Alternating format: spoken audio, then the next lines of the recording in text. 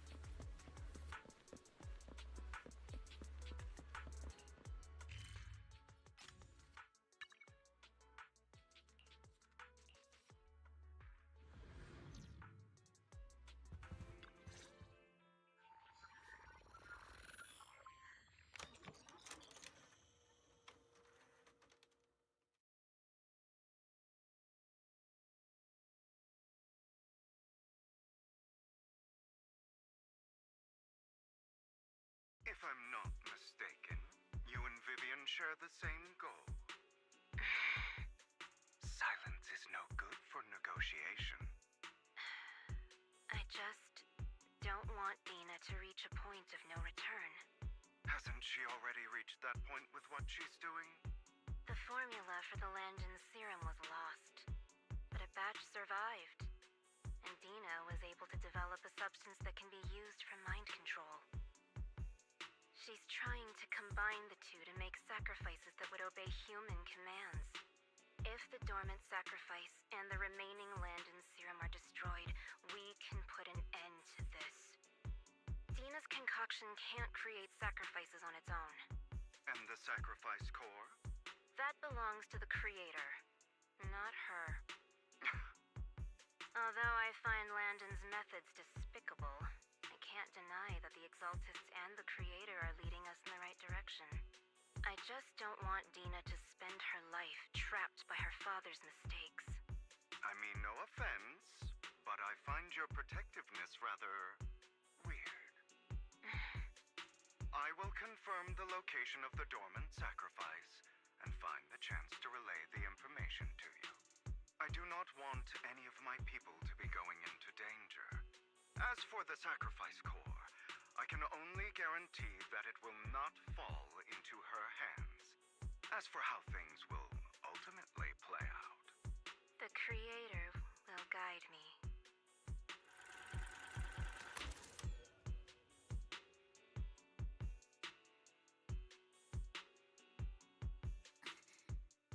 was actually destroying the dormant sacrifice?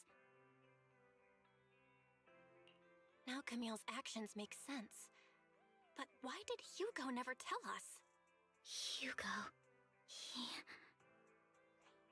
Belle, Lycon said there's something urgent he needs to discuss with us right now.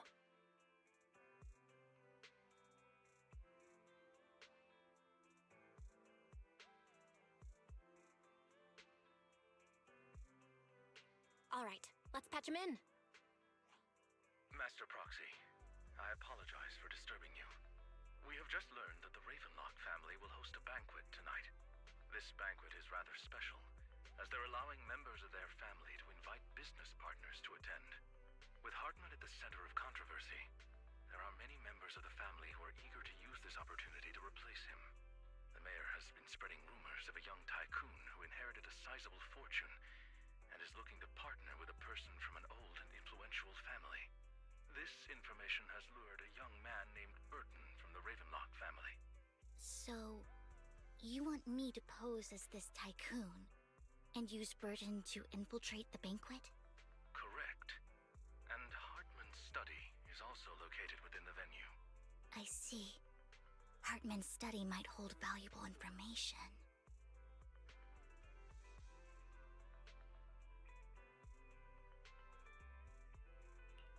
So, what should I do? You can attend as her +1. +1? Lord Phaethon, please go with me! Master Proxy, it seems Miss Vivian requires your presence, so... Yes, just your presence will help me immensely!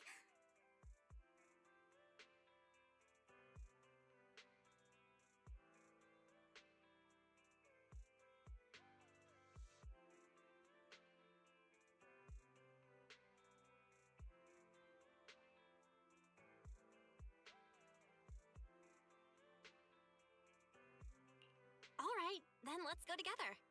I'll send you the time and place for the meeting with Burton.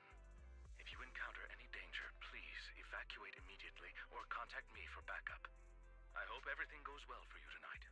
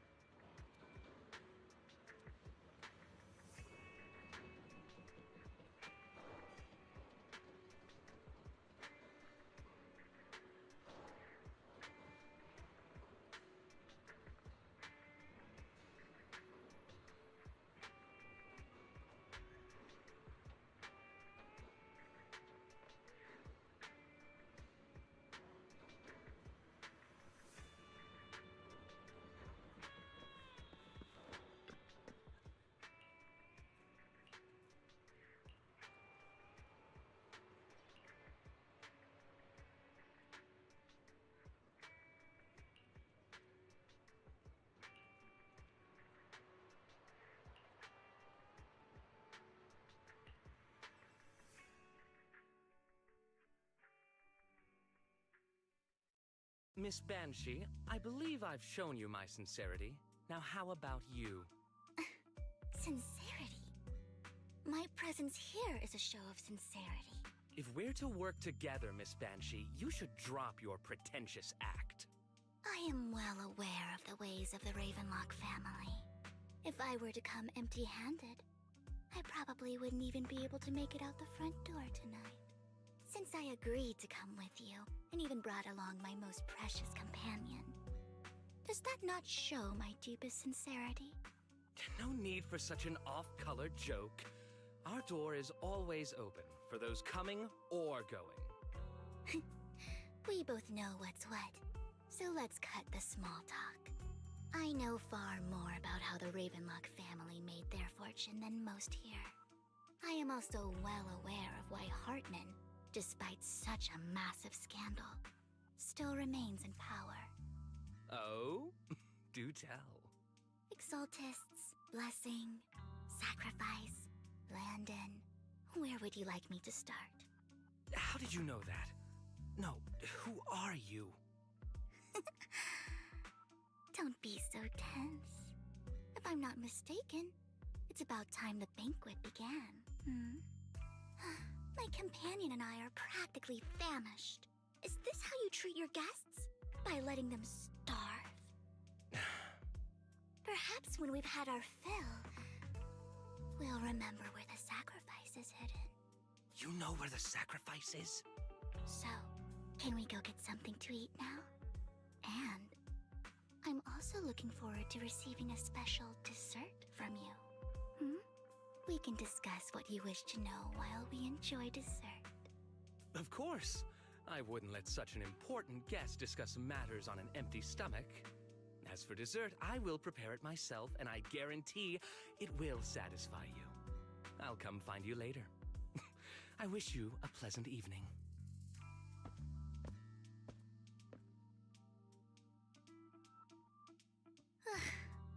These kinds of people are exhausting to deal with. I really don't know how Hugo used to put up with it. Wow, you were so cool just now! Like a powerful, noble lady. You sent Burton packing with just a few words. It's just some techniques Hugo taught me. Like that dessert I mentioned. It means I want them to offer more if they want to come to an accord. Fortunately, that old fox Hartman is terrified of losing power. He's definitely keeping the destruction of the sacrifice and the fact that the sacrifice core is fake hidden from the other family members. Otherwise, Burton wouldn't have been so willing to raise his offer. Lord Phaethon, let's find Hartman's study when the banquet is at its busiest. All right, I've already taken note of the surrounding terrain. Once more people arrive, we'll enter the garden through the door in the corner of the banquet hall. Wherever you go, I'll follow, Lord Phaethon.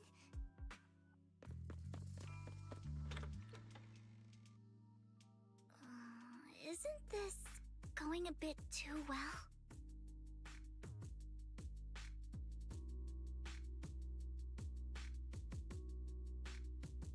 The security around the manor is really strict, but inside might be more lax.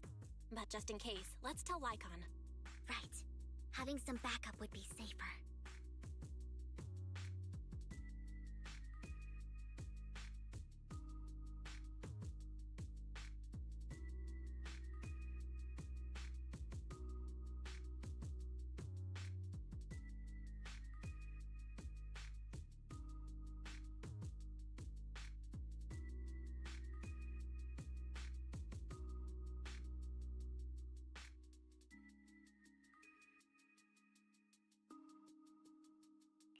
Let's check Hartman's recent correspondences for clues. I still have concerns about the sacrifice core. Right. Though the core he gave Dina was fake, Hartman might have left a trick up his sleeve and hid the real one. Then let's split up.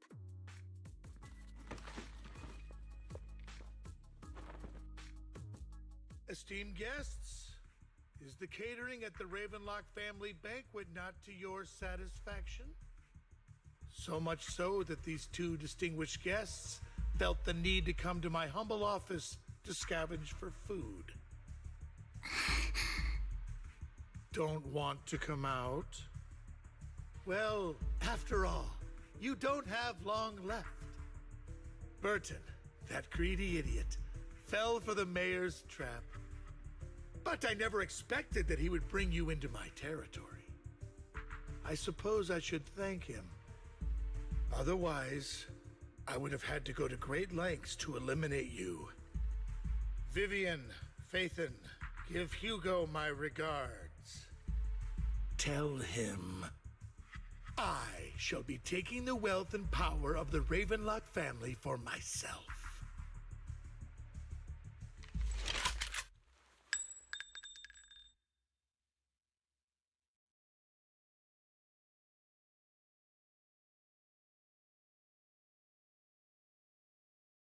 The bullet? How? Dear uncle, why must we be so distant with one another? You can just tell me what you want to say directly. Hugo! Impossible! You're... Uncle, you must know a Ravenlock will never stop until they get what they want. Did you really think I would be defeated so soon, when I have yet to trample you into the dirt? You filthy bastard! You only know how to resort to these petty tricks! Petty tricks?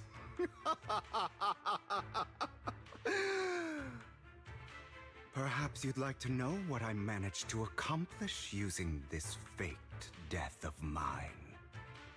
My dear uncle.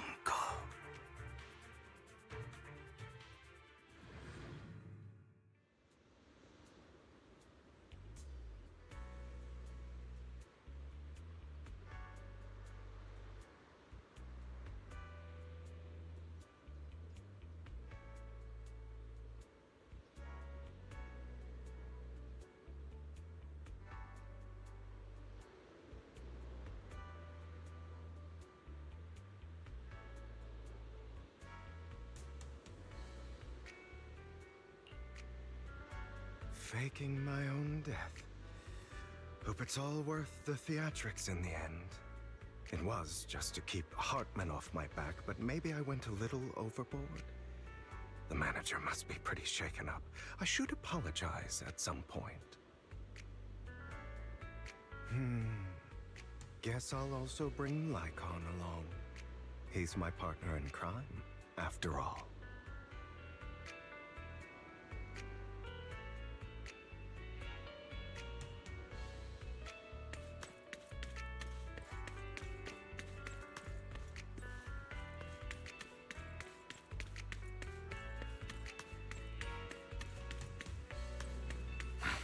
You're late. So strict. Spare me a moment to catch my breath, will you?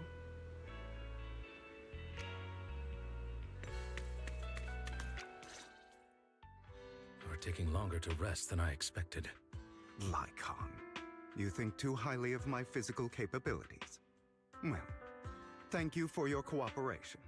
I must say, if nothing else, at least your acting skills have improved.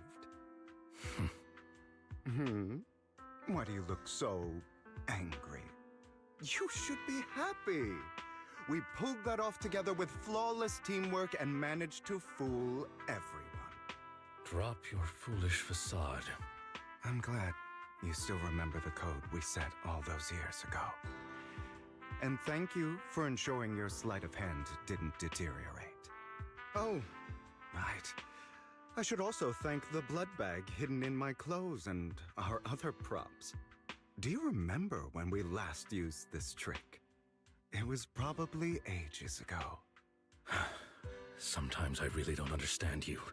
Have you never thought about what the consequences would be if I didn't understand your code? If I decided against helping you? Or if I just couldn't control my strength properly? You'd understand it. Of course, if things really did go awry, I had alternative plans. You wouldn't be so arrogant as to think I'd bet everything on you, would you? You're insane. Aw, I'm flattered. So what exactly is the purpose behind all this? Surely after going to such great lengths to erase your own existence, you don't just plan to hide here and reminisce about the past with me. Don't try to brush this off. I've already helped you enact your plan. Tell me the truth. Don't get your tail in a twist. I have more plans that require your assistance, so naturally I would not hide anything from you. Simply put, as things stand, whether as Hugo Vlad or as Mockingbird, I am doomed to die. Seems you've made quite a few enemies. As a member of the Ravenlock family, I negotiated with Edmund and managed to obtain resources from Tops for my future plans.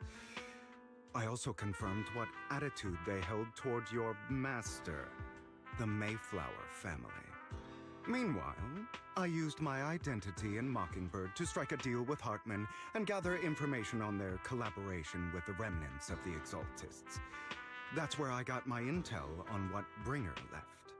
Oh, by the way, the crime declaration letter that your dear mayor received, that was also sent by yours truly. He's probably figured that out by now, right? Though I'm not sure if he told you. The mayor learned about the sacrifice attacks through his own means, but lacked an opportunity to take action. That warning letter was precisely what he needed.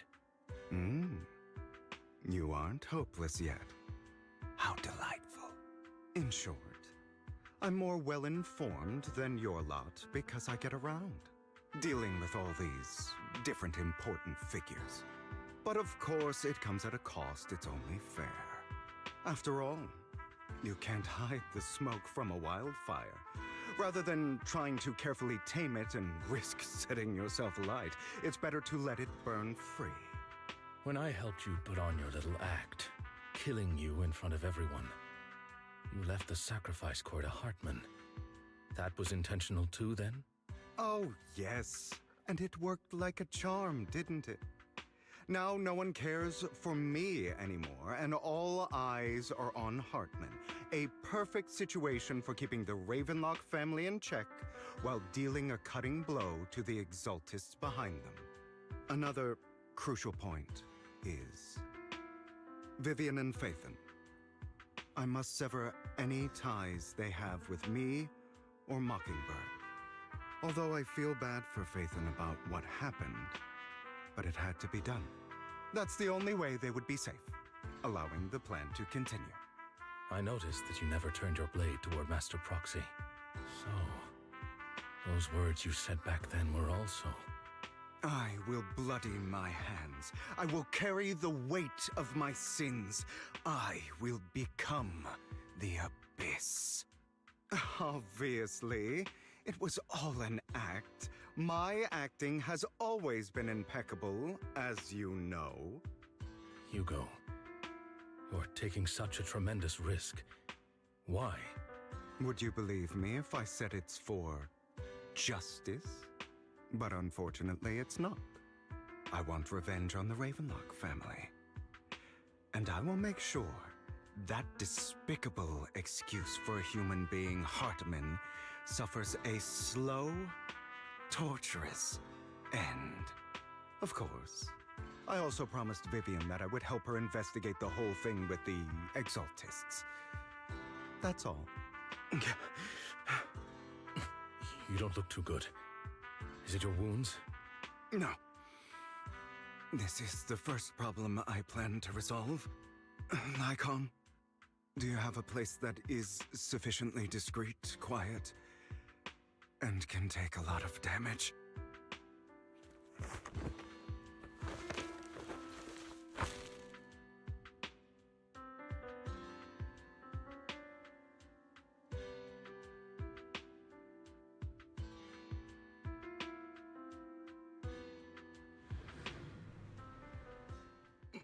What exactly are you doing?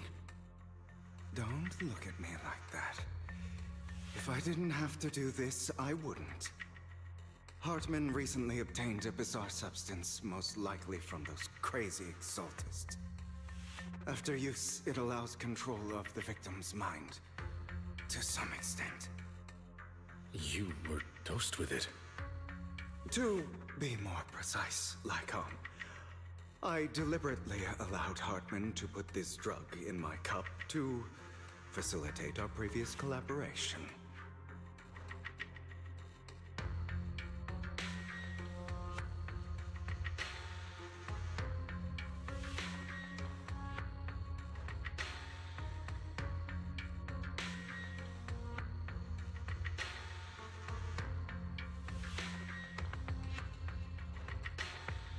After finding out about it, I quickly found someone to help analyze its composition.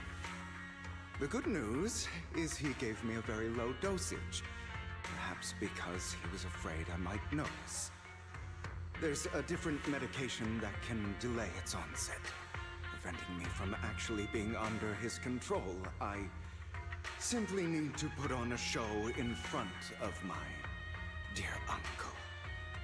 The bad news is that currently there is no antidote. When I delay those effects, however, they will accumulate and erupt when my body reaches its limit. It may even break my mind. And that's exactly what's happening now. I need to endure those accumulated consequences. So, I will lock myself in this room for however long that takes. I've tied my limbs to prevent me from smashing this place or accidentally hurting myself. Anyway, after you leave, do not open this door, no matter what you hear. I recommend seeking professional medical assistance. This is advice I received from a doctor. Or are you saying you don't believe I can make it? So, I can't. Come find me here at the scheduled time. All you need to do is smile and await my victory. What if I want to stop you? You know you won't succeed. You never have. And you never will. Well, time is short. Let's begin. I understand. Don't die, you stupid bastard.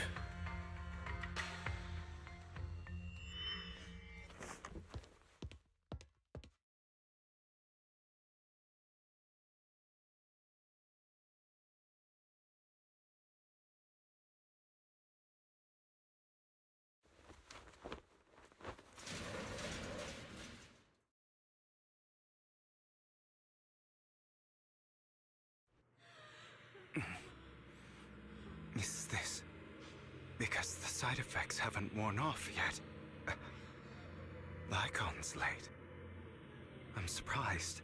Or is something wrong with time itself? Looks like someone's over there. Might as well go ask.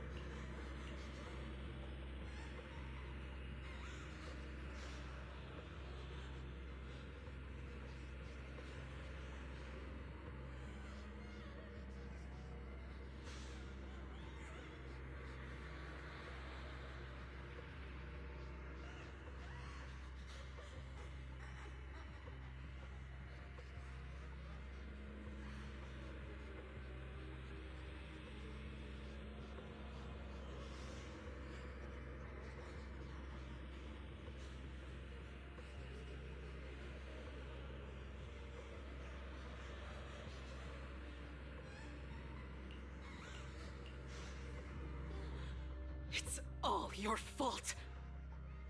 I wish I had never given birth to you!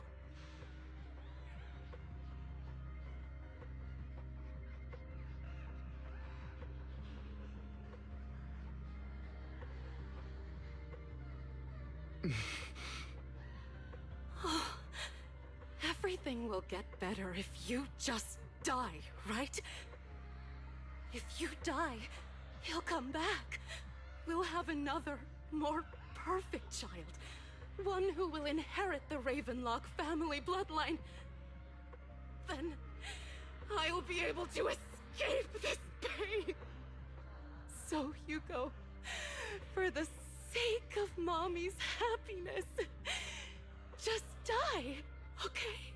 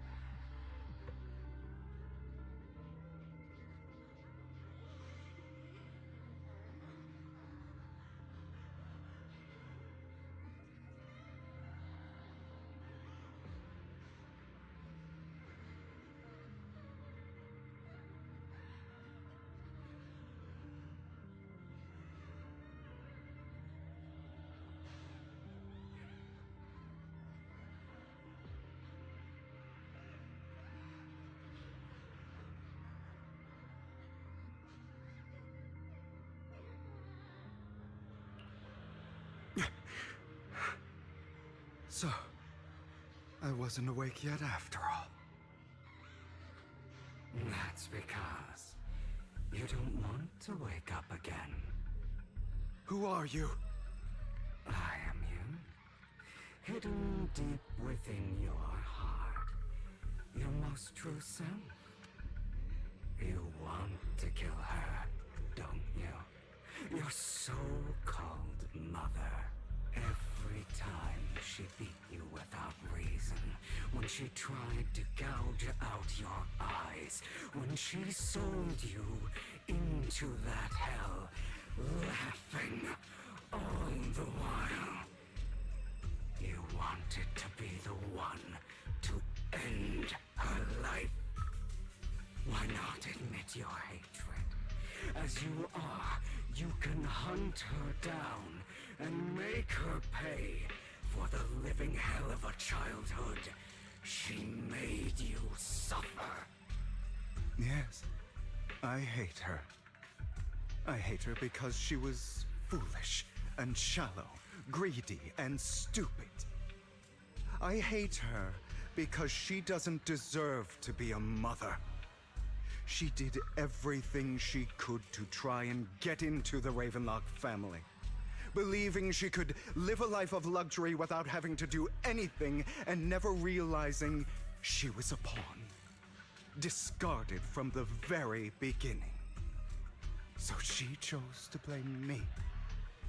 Blame me for my heterochromia. Blame me for my very existence. But I won't kill her, because I know it won't change anything.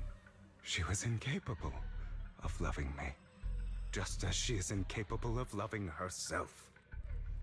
Have you been brainwashed by that dog?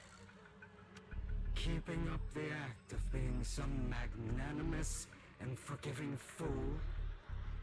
Don't compare us. I've simply come to understand love or hate. I make my own choices, and they have nothing to do with anyone else. She sold you to the Ravenlock family for a huge sum of money. She used that money to start a new life without you. While she was indulging herself, you were going through hell in the Ravenlock Manor. Does it not torment you? Do you not feel the hatred? Do you not want to demand answers. Kill her. Only by killing her can you be truly free. For a long time, I thought the same way. But now, well, I want to make a different choice. Stop lying to yourself. You never had a choice. This weak-minded thinking will only lead you to failure. Like before, you'll be nothing but a worm, trampled into the dirt by those so-called elites. Do you still not get it? This is how the world is, and always has been.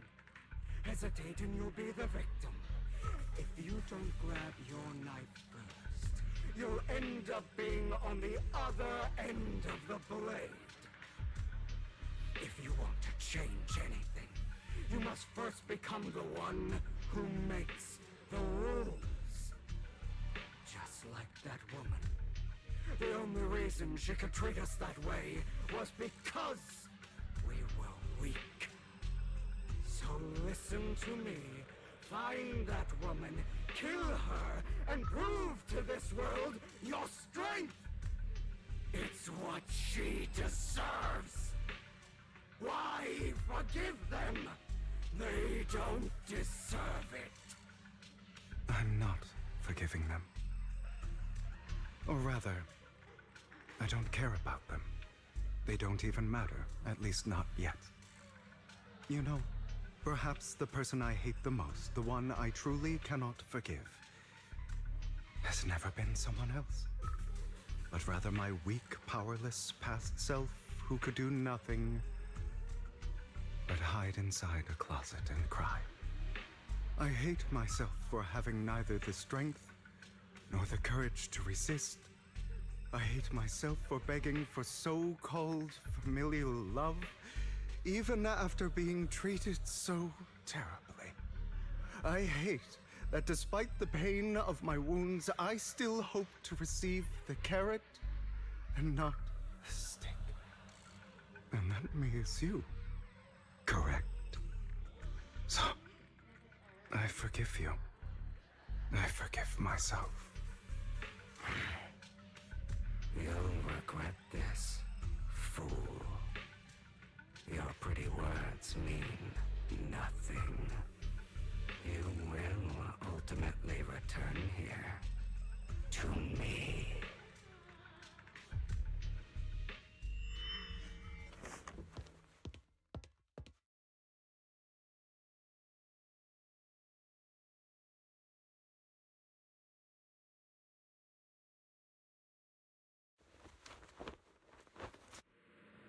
I see. This is still an illusion.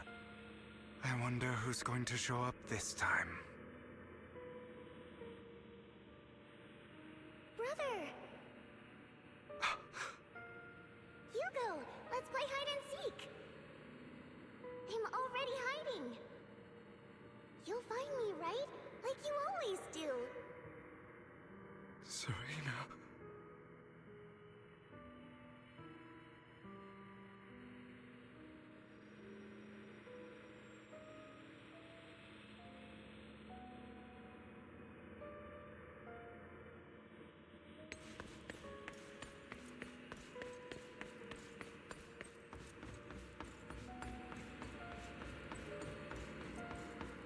You're looking in the wrong place. I found an even better hiding spot this time. Harder to find than any place you showed me. Hey, Hugo. Do you ever wonder why I had to die? It was because of me. That's right. It was because of you. It's all your fault. If only you didn't exist, I wouldn't have had to suffer!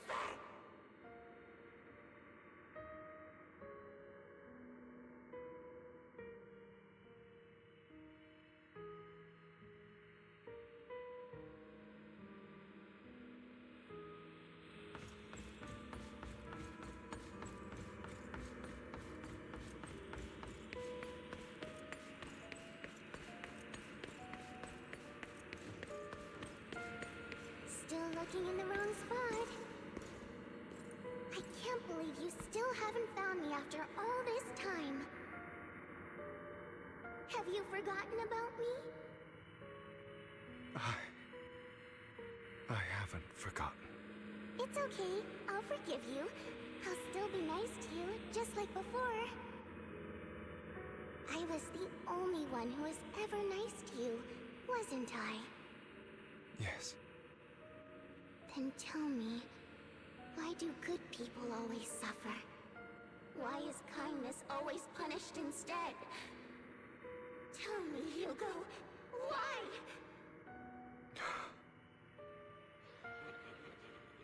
Hugo, are you lost? Go back the way you came. I left you a surprise there.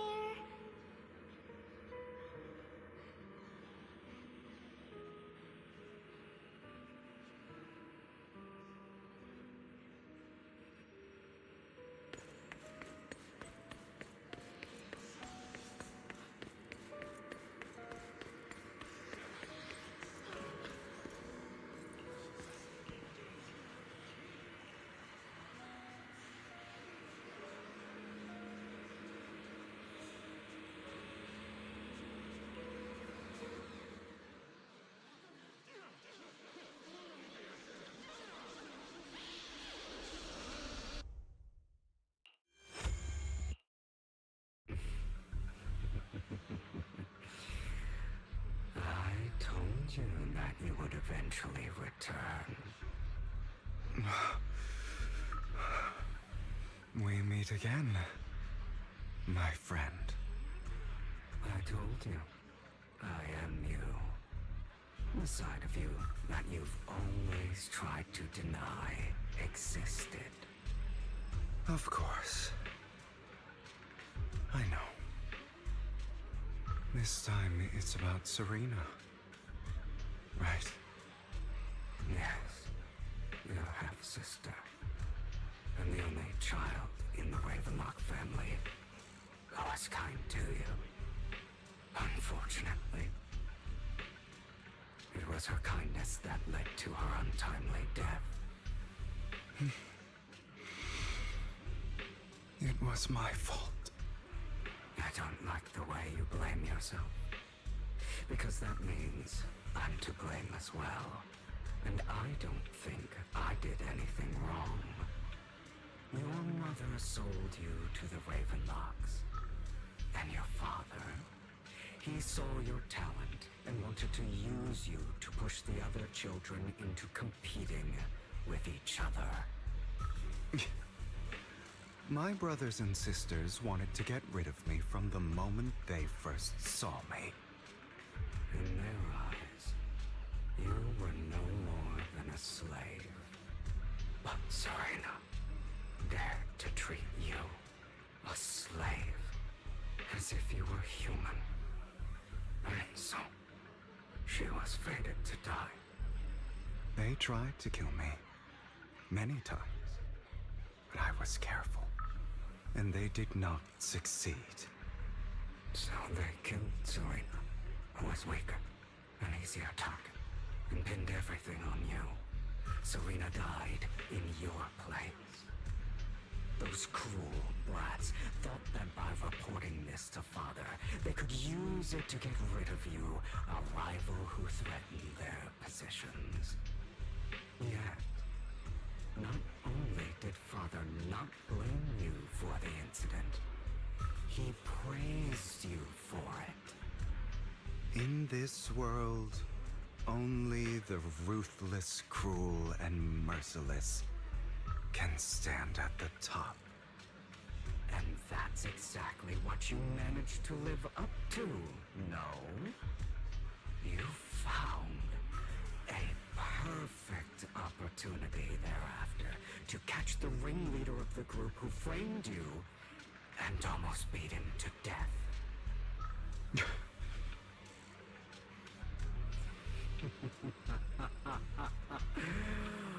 Oh, you should have seen the expression on your face back then. Oh, crazed and manic with utmost delight. don't remember that.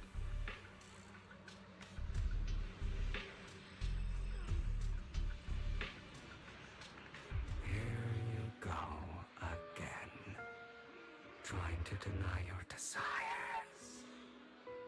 Deep down inside, you've always wondered, asking yourself why these evil people never got the punishment they deserve. Why the world is so unfair. Don't you want to rip them to shreds? Just like that day when you beat that boy's face into the dirt until he was barely recognizable.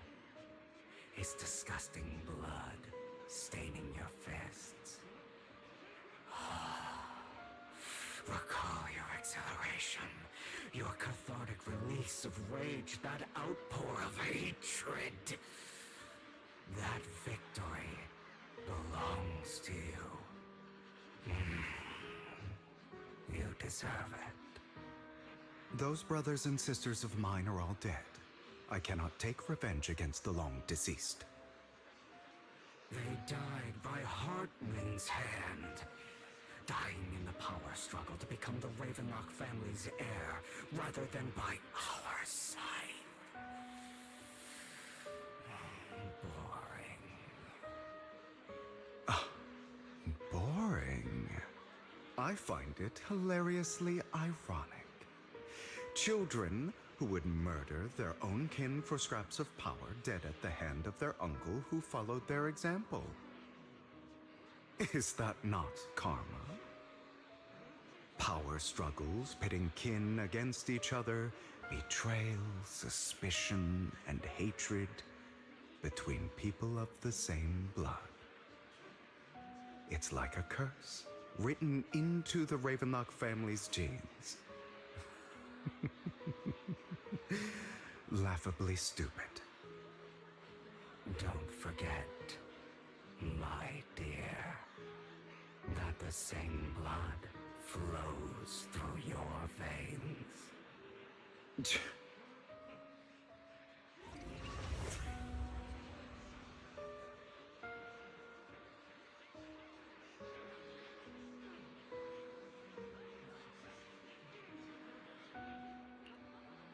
That's right, my dear nephew. No matter how much you deny it, the blood of the Ravenlock family flows through your veins.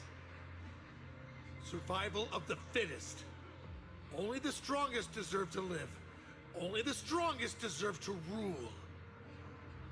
This is the path of success that has led the Ravenlock family to victory countless times. A blessing and a curse etched into your flesh and blood. As long as you live, you'll never escape the mark of family. You are destined to one day become someone like me, like your father.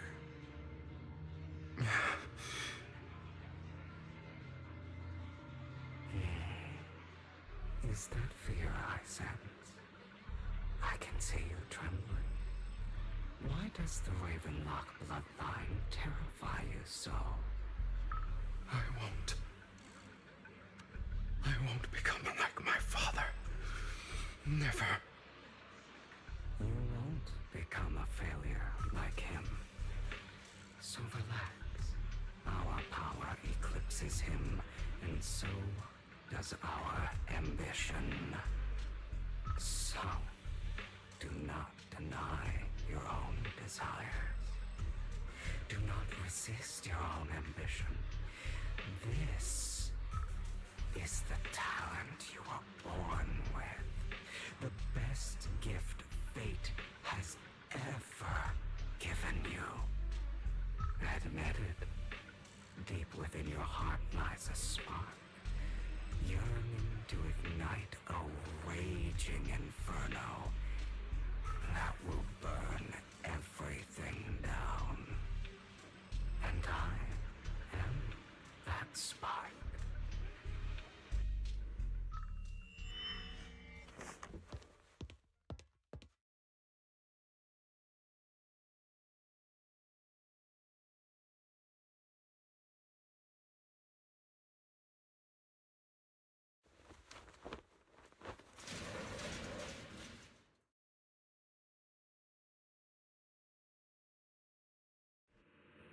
Lygon. Never thought I'd be this genuinely thankful to see you. Seeing you means this never-ending nightmare is finally over, right?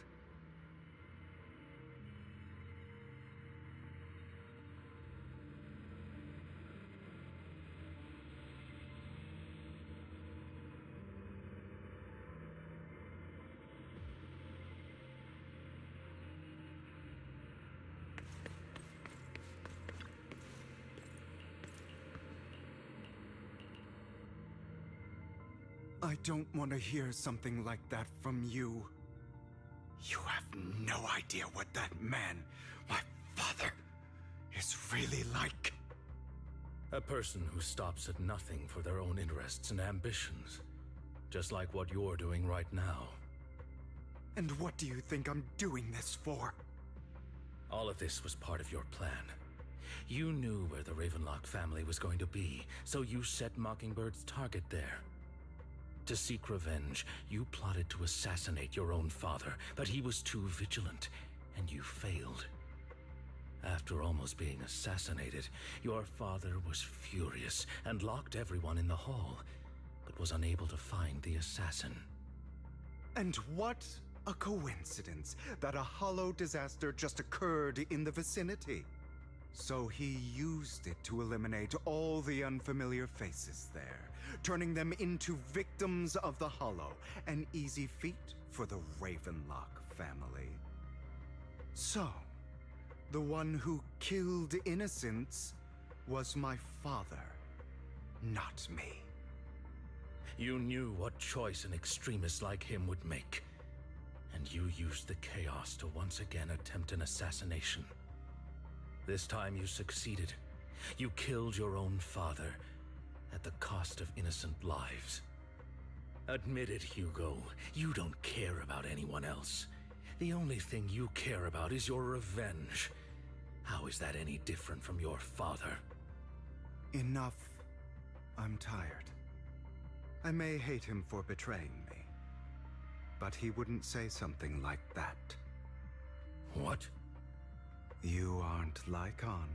You're the other me, hidden deep within my heart.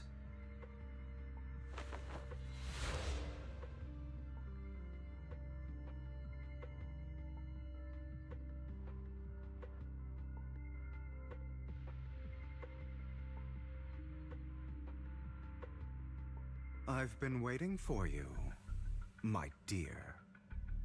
It seems you've already grown accustomed to this place, even turning the tables on me. Just as you said, you are me, and I am you.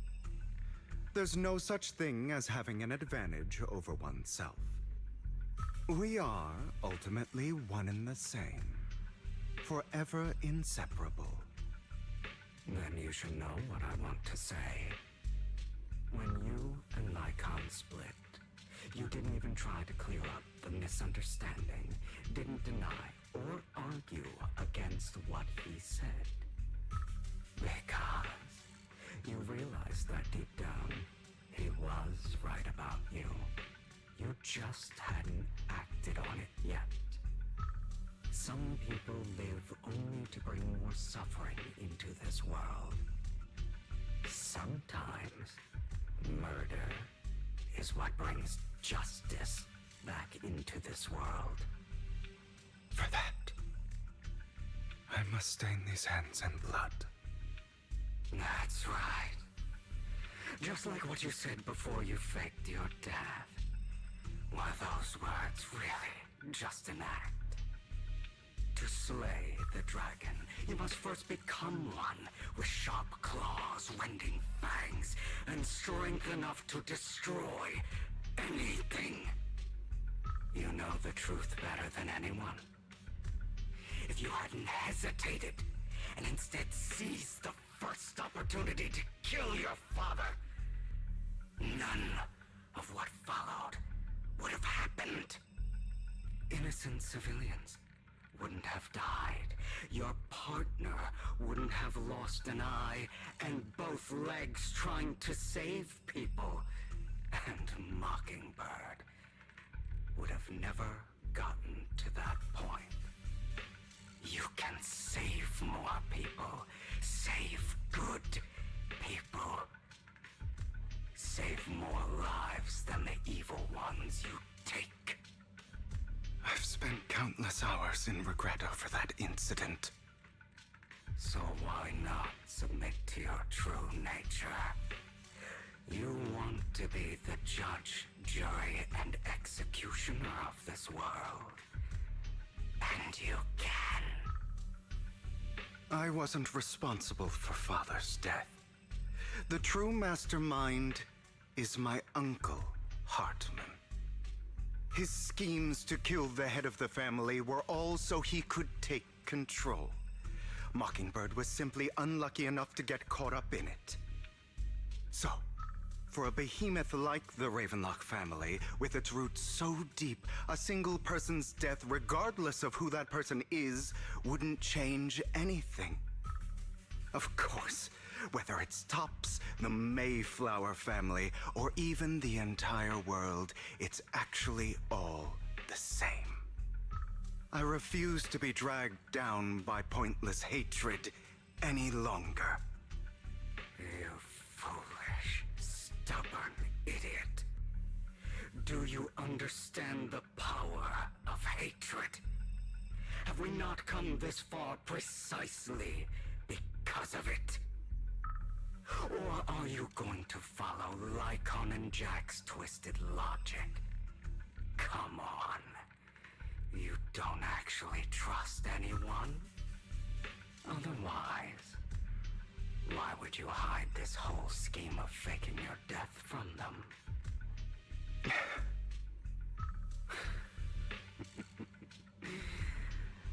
You've built an impenetrable wall around your heart, keeping everyone out. Of course you are right to do so. No one in this world can be trusted. Always. All you'll receive is hatred from your own blood and no love. Suspicion from your companions, and betrayal that comes all too easily. But the most ridiculous thing is that you want them to trust you. You stay silent and long for them to notice your suffering. You yearn for your companion's understanding and trust. Idiot. That's why you are incapable of exploiting them for your own ends. You care about their safety even more than your own. But remember, only the weak need companions. And we are children born from hatred. We are different from them. I will never be like them, and I don't need to be. Come, let me show you what powers we can wield. But you are me, and I'll never lose to myself.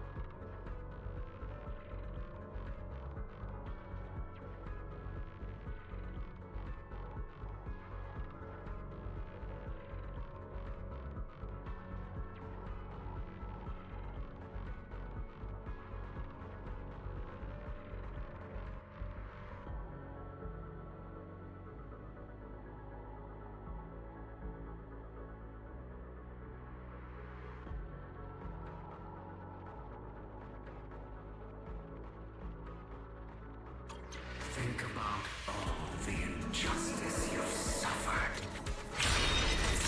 If you choose to forgive, it's about time.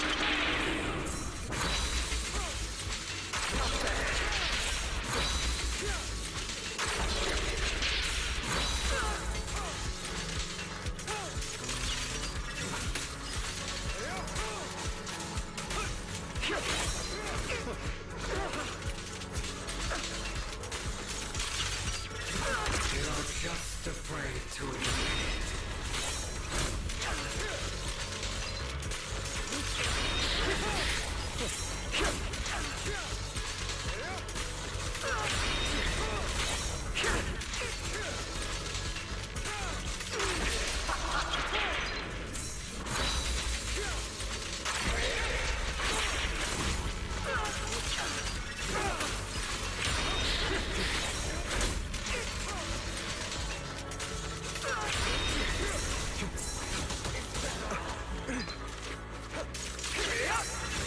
You're too scared to face your true self and what you truly desire.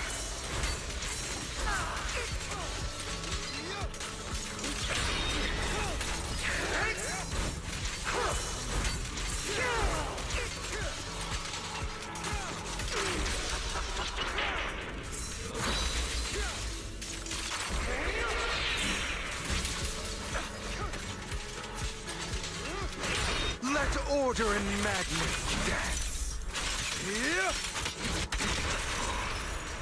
Are you trying to kill me? You think you can just get rid of me? Without me, you are nothing. For what it's worth, thank you. Don't be afraid. You and I are inseparable. You're part of me, just as I am part of you. Fancy words won't change anything. No. It's not just platitudes. I finally understand now. Some pain only fades when it's seen, when it's accepted. So I won't fight you anymore. I won't hate myself anymore. Weakness, hatred, malice, strength, forgiveness, justice. They're all part of me. All of this makes me who I am. That's why I won't get rid of you. And I won't resent you. I choose to embrace you.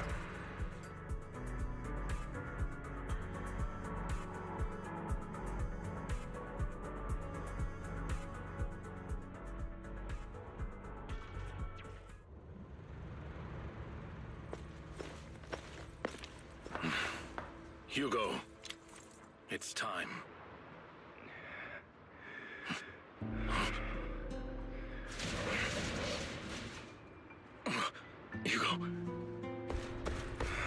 Hugo, you...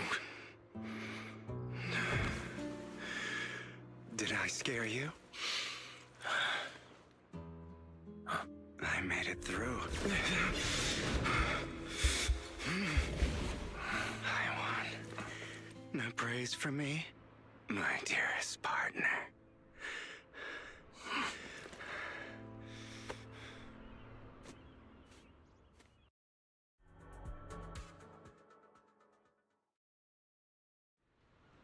This is just like what I saw in my dream. I guess there are still some lingering side effects.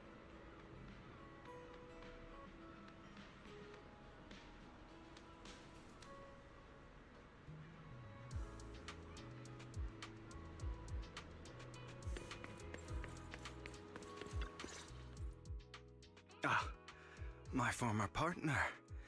You're still as punctual as ever. Are you sure you're fully recovered? How about we fight? And I'll show you how recovered I am. I refuse to fight someone who is in need of medical attention.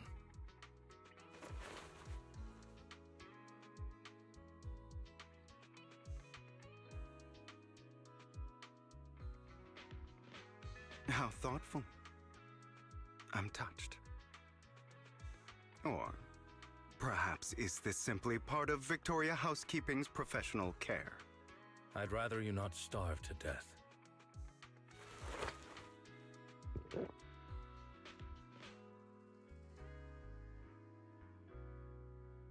Not to your liking. I'm fairly certain this is the same kind as before. No. I've just gone too long without food. It feels a bit uncomfortable. Either way, thank you. Now tell me, what exactly happened in the warehouse? Just going a bit crazy from... you know what? Were you expecting anything else? But I did have a very long dream. A dream about many things from the past. If I had to put it into words, it would be like giving myself psychological therapy. You seem like you could benefit from some too. How about it? Want to book a session with me? Trust me, I'm a pro. Seems you really have recovered. Well, of course. I'm feeling pretty great right now. Like I could argue with you all day on every petty detail of who exactly was in the wrong back then. I wanted to ask, what you said about Mockingbird before, when you faked your death, was that part of the act? Oh, you mean the part about how Mockingbird has never really changed anything or saved anyone. I didn't expect you to still be so hung up on this. Interesting. After all, it was you who chose to betray Mockingbird. To betray me. Just as I said before, I never considered Mockingbird a failure. Perhaps Mockingbird deviated from its origins, but it has its value. You shouldn't reject the things you've done. Or Mockingbird. I have contemplated this before. Yes. Mockingbird has helped some people and has genuinely managed to cause trouble for those who abuse their positions of power for evil. Yet those in high positions still possess immense resources, and the people we helped remain destitute and suffering, willing to become slaves to those in power for scraps. But just as you said, even if what we did was childishly idealistic and flawed, as little as we actually achieved, even the slightest change is by no means meaningless. Nothing holds more value to me than Mockingbird.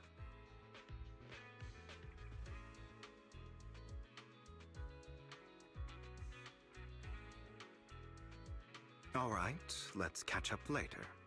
I still have things to do, and need to wrap up my plan. I thought you would rest up first. As much as I would prefer that.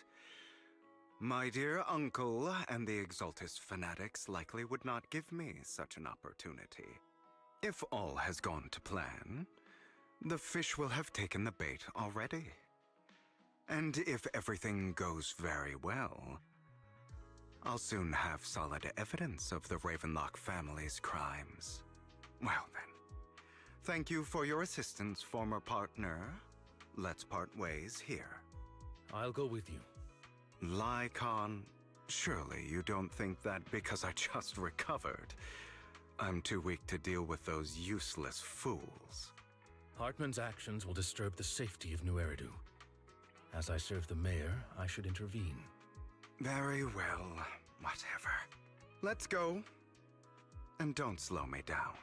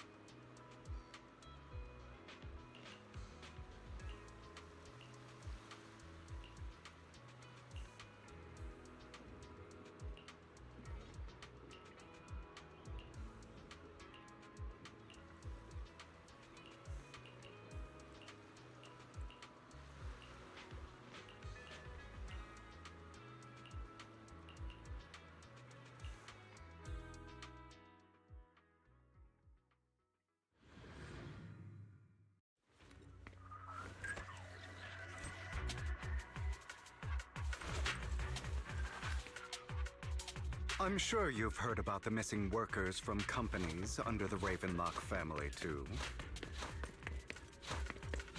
I know where they are. Those are Ravenlock's men. The workers with them are the victims who were tricked into going into the Hollow. Come on, let's get them out of here.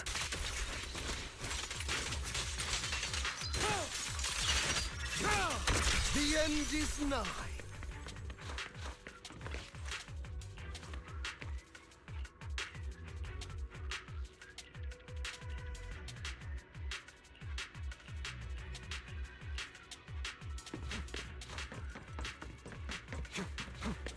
Bunch of nobodies.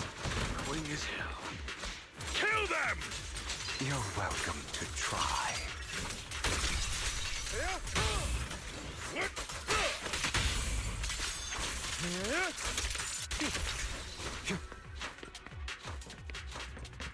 More workers here. And quite a lot of them.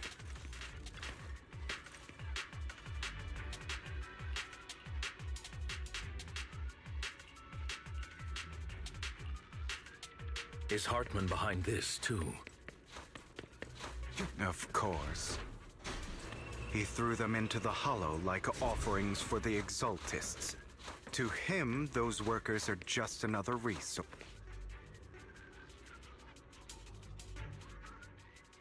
There's more over there. Let's hurry. It's different this time. Don't rush in. Let's listen in on what they're saying first. I still need more direct evidence to ensure the plan is absolutely foolproof. The compensation you promised, it's all real, right? All we have to do is follow you into the Hollow for some simple tasks, and you'll give us a huge sum of dennies. Sounds real suspicious. Shut your trap.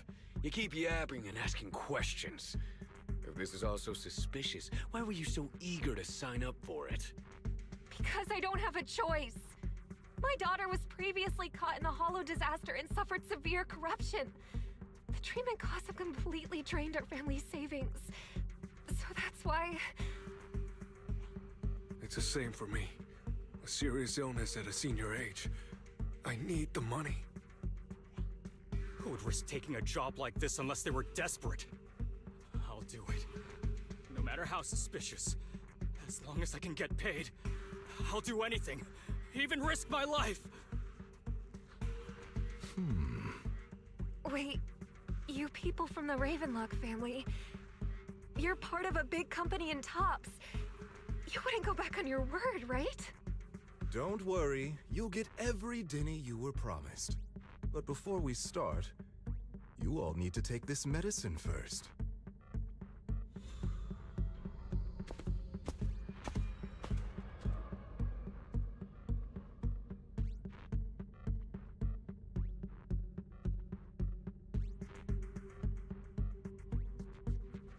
Bro, should we really be doing this already? These workers keep talking. We're wasting time like this. And the sooner they take it, the sooner it'll be over. Consider it an early release for them. What? You didn't say anything about having to take pills before. Look, this is good stuff, all right? It'll increase your ether aptitude. There's tons of people who'd kill for something like this. Exactly! You'll be working in the Hollow for several hours. This is essential medication. You have to take it before we continue. If you refuse, then you can forget about the job. Of course, you won't receive the compensation either. Lycon, what are you doing? Rescuing those workers, of course. There's clearly something off about those pills. We can't let them take them. Now is not the right time. As I said, we need more evidence to ensure the plan works. And as I said many years ago, you can't exploit innocence to achieve your goal. So that's how you see it. If that's not what you want me to think, then explain everything to me. All right. It's a little complicated, but simply put, these workers will be fine. Of course, it's your choice to trust me or not. But if you try to rush in, I will stop you. I trust you.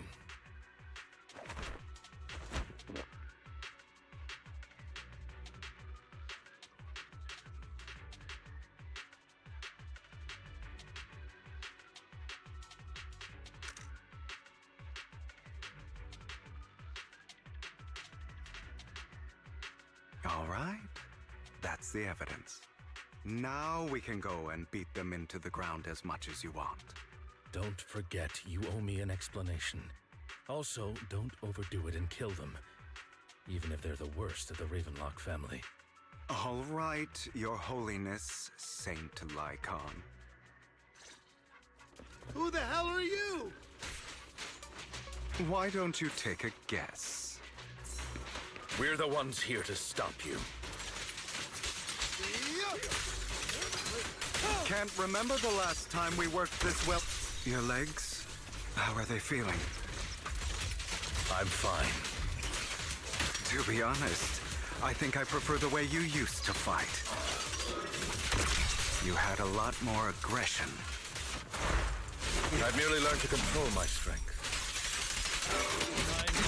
When I need to be aggressive, I will be.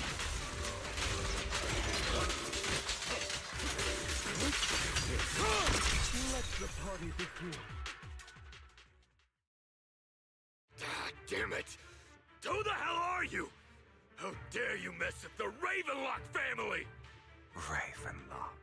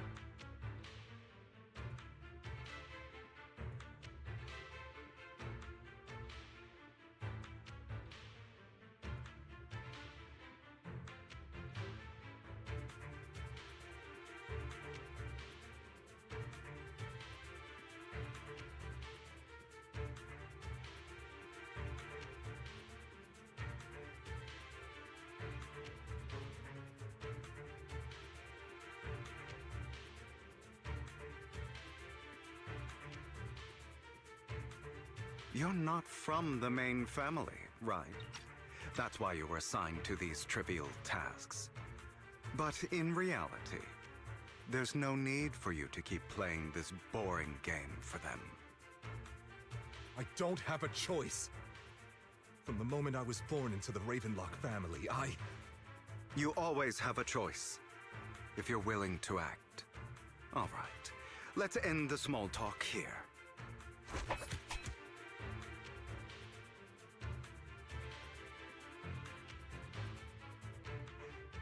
Don't worry, Lycon. I didn't hit them too hard, just enough to keep them quiet. How's that? My acting's pretty good, right? As always, a certain someone should take some lessons from you. I'll leave the rest to you then. Okie dokie.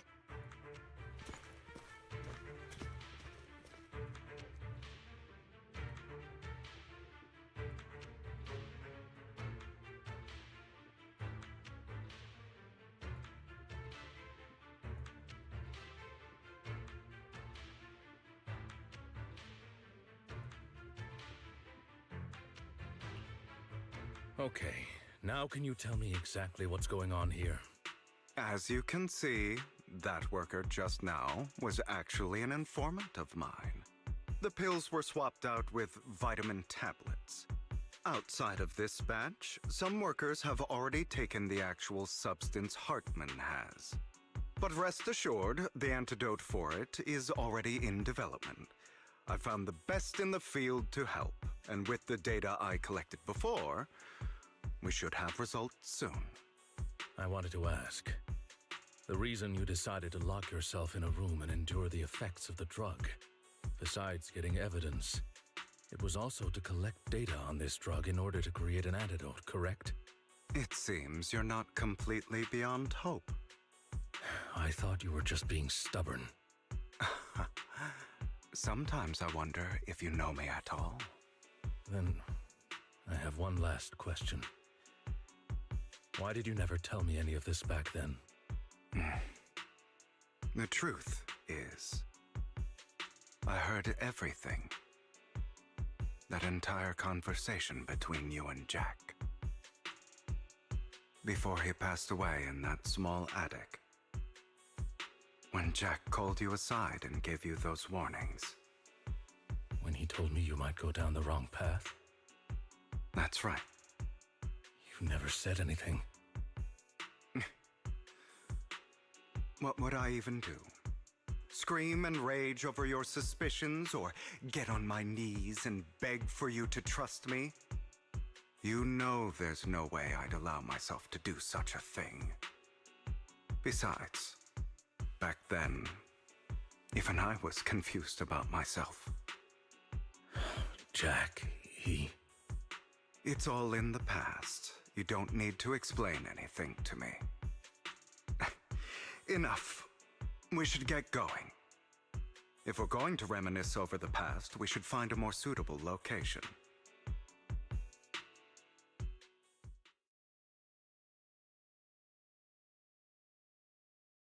Lycon, that incident back then, I didn't do it. It was a scheme Hartman devised to take over the family. It was Hartman who killed my father, too. I only discovered the truth long after the fact. I did indeed attack my father, and I thought he was dead. But he wasn't. I couldn't kill him. And even before that, if I hadn't hesitated, none of what followed would have happened. Even now, I still think they deserve death. But I no longer care to personally deliver that fate. They're beneath me. And I have more important things to do. I know we may never agree on that point, Lycon. I once wanted to fight against those ugly truths that defined me, but I discovered that the more I rejected them, the more painful it became. So I could only accept that crazed, hateful, and malicious side of myself. As long as I know I will never become like my father, like Hartman, that is enough for me. You've changed, but I think that might be a good thing. Don't patronize me. You've changed a lot too, compared to before. I still disagree with Jack's words, and I won't forgive your betrayal. I will walk the path I believe is right, even if I must tread over thorns and through the mud. But I will also allow you to walk your own path. Lycon. Should I say thank you? You're welcome. Come to think of it, we haven't talked about your legs and eye. It was just an accident, not your fault. I'm doing well now. I hope you are too. On the contrary, perhaps I should be the one apologizing. I misjudged you. I used to think you wanted power, that everything you did was for your own ambitions. I thought you wanted the power to pass judgment on all in this world like a god. I am a god. I am my own god. Or you could say that in this world, everyone is their own god. There are many things that we are powerless to change. But there are also many choices we can make. Just as I said before, I am the only one who can kill me or save me. I'm glad you think that way. Let's go. I still have one last thing to do. To witness the end of Ravenlock.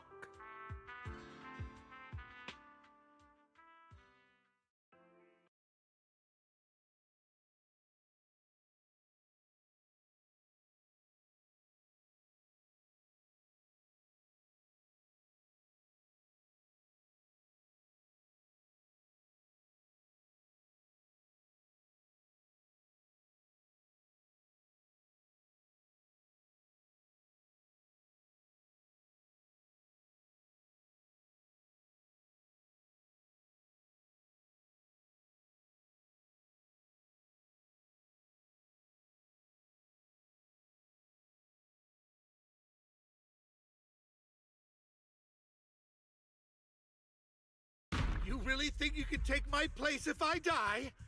Never, you filthy bastard! Your little tricks mean nothing. As long as the Ravenlock family stands, I can still get back on my feet. You still don't get it, do you? This was never about avenging my father. And I don't care about taking your place. I didn't come this far just to kill you. That'd be pathetic. Right on cue. Why don't you take a look at this, Uncle? On behalf of TOPS, I'd like to clarify that we had no involvement in the Ravenlock family's actions. TOPS is officially terminating all partnerships with the Ravenlock family, effective immediately. We will have no further affiliation with them. Are you crazy? What the hell do you get out of ruining the Ravenlocks? You want to be a petty thief forever? Thief? Oh, Uncle. Allow me to reintroduce myself. I'm the name people whisper about. The one who robs the rich and gives to the poor. I'm the master con artist who can fool anyone, anytime. I'm the leader of Mockingbird. The one who turns every headline into my own stage. I have friends who'd catch me if I fall, partners who'd shed tears for me, and allies who always have my back. I am Hugo Vlad. You're the one who needs the Ravenlock name. I never did. You ungrateful bastard! You should have never been born. You flatter me. Same goes for you, Uncle.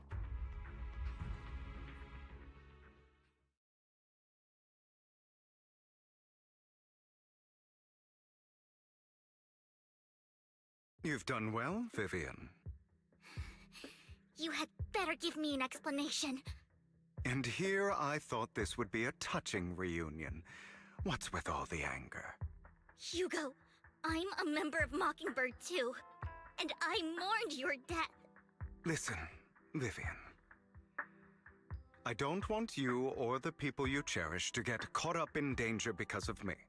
I've always been selfish, so I don't hesitate to use you all as variables in my plans. But it is because I am selfish that I also don't want my failures to affect my treasured companions. In any case, if you were in the same position, would you not make the same decisions? Lycon's taking care of everything outside. We should go. Also, Belle, thank you. And I'm sorry for the whole act where I threatened you. It was the only way for Hartman to drop his guard against you and leave you be. I, Hugo Vlad, am forever indebted to you.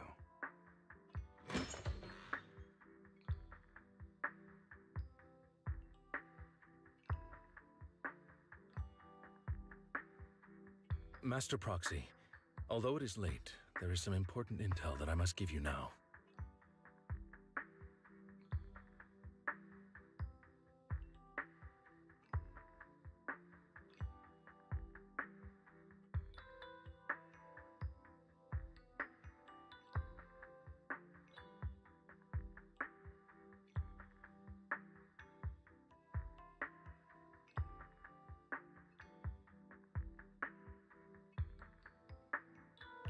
So, Lycon, you knew about Hugo's plan to fake his death? I was simply playing along. After all, I could not determine whether Hugo's plan would pose a threat to you. You are a student of the mayor's late friend, and I am obligated to protect you. You still have that habit of finding awkward excuses when you're embarrassed. Mr. Hugo Vlad, if you have any important intelligence to share, please do so with haste.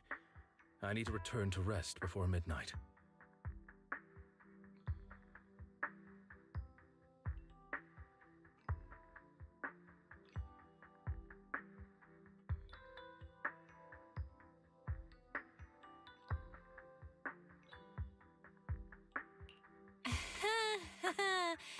You two sure are close.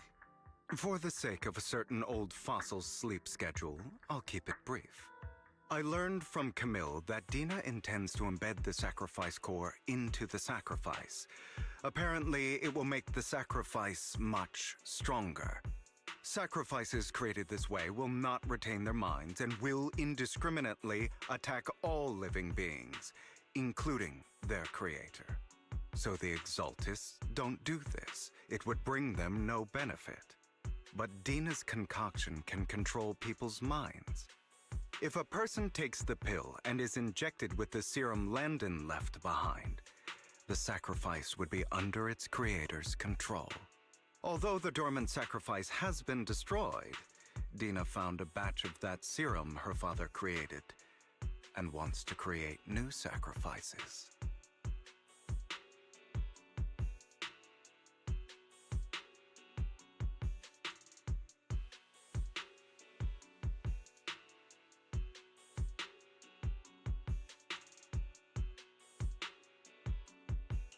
Never mind the sacrifice. Hartman's sacrifice core is a fake. We don't know where the real one's gone. The real core has always been here. Here? In Lord Phaethon's video store? Vivian, do you remember when I suggested you give that collectible to our dear Proxy? I remember. But that was just an ordinary pendant. And I've met the person who submitted it. She has absolutely no connection to the Exaltists. How about our dear Proxy take out that pendant so we can take a look?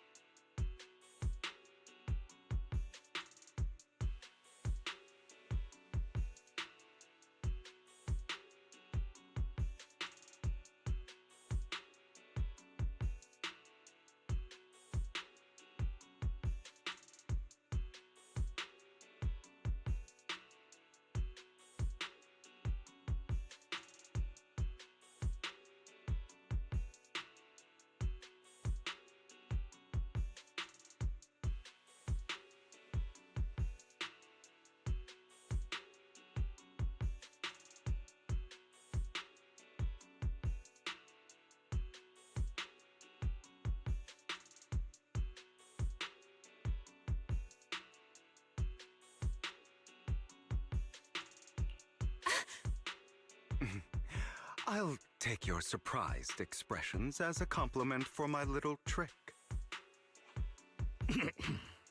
I will hand over this core to the mayor as agreed. Since he fulfilled his promise to protect Vivian and the manager while I was pretending to be dead, I won't go back on my promises. No wonder the mayor would promote rhetoric favorable to Mockingbird. I can't believe I thought he was actually being sincere.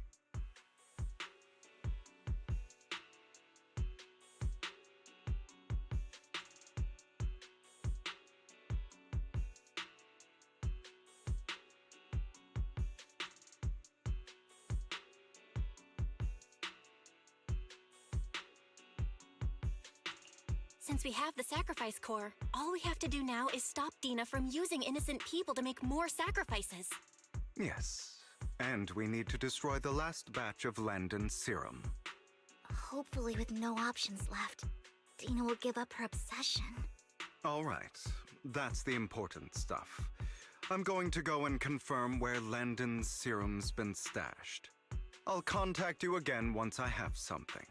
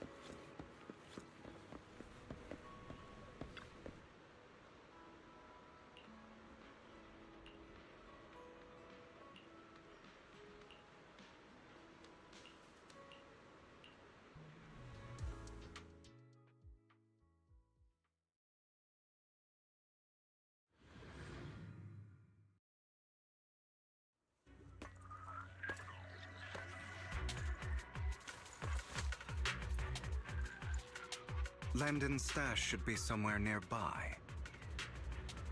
I did some digging. Some of the missing workers were brought here too. Dina's getting ready to make her move. Don't touch me. Don't touch me. Don't worry, we'll clear them out.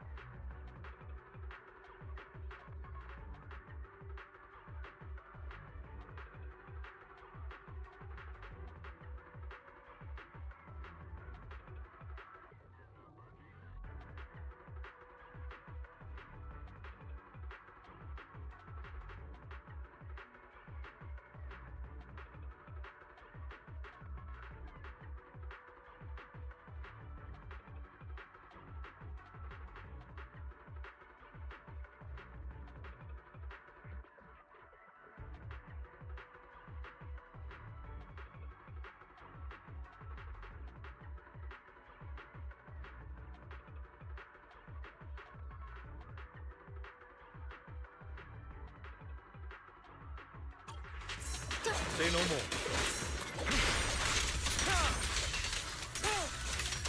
Don't get hit.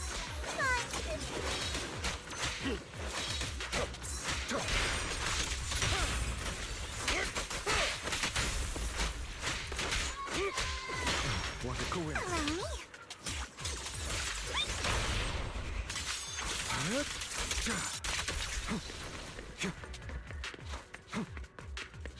They're trying to destroy the goods! Stop them! We need to take care of the guards first.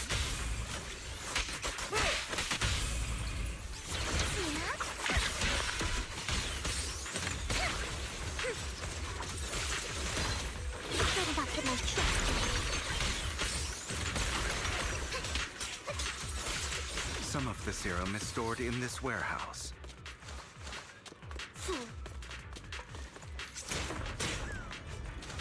You're not taking anything from here. Hugo, get the guards first.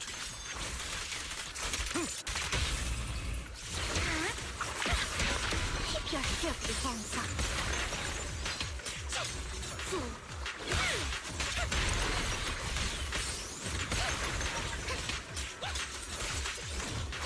You just stepped into your own grave! Fools. Prepare to kneel before me.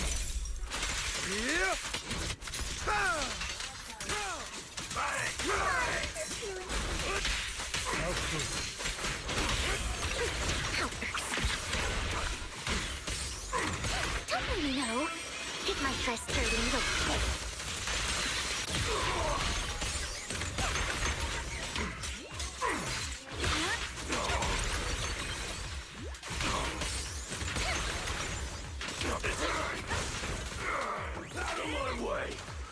In position.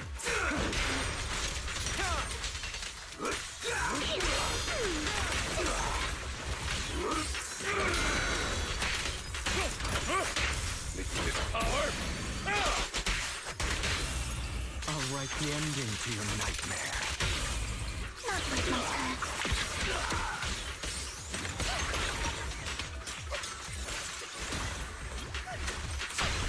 Where belong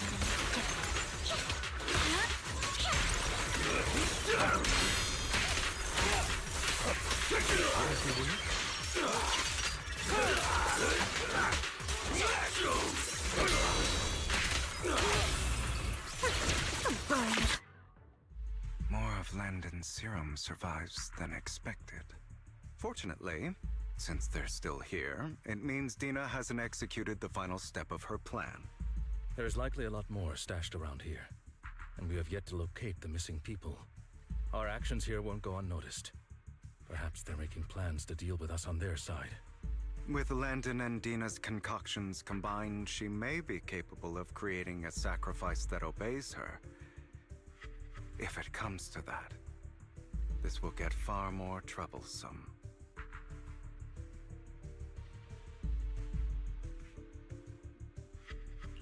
How about we split up? Hugo and Lycon will destroy what remains of the substance around here, and Vivian and I will go search elsewhere. Very well. Let's go with your plan. But be careful if you encounter Dina and her people. According to Camille, she's absolutely obsessed with completing her father's dying wish. Who knows what she may try? Let's part ways here for now. And perhaps the other manager could use EOS to guide us. Sure. I've been feeling better these past few days, so just follow me. It's only now that I realize how fortunate we are to have two Lord Phaethons. Although, I feel like our work's doubled. In the past, Belle and I would only ever work on the same route. Greater power means more responsibility. And in any case, I'm sure the mayor would be able to provide double compensation. He's a very generous person, after all. Right, Lycon? I will request additional compensation from the mayor. Compensation is just one aspect. It's one thing with Belle being in the Hollow in person, but now with us working on separate routes, I can't help but worry even more for her safety. Oh, but I trust in your abilities. I'm just not quite used to this.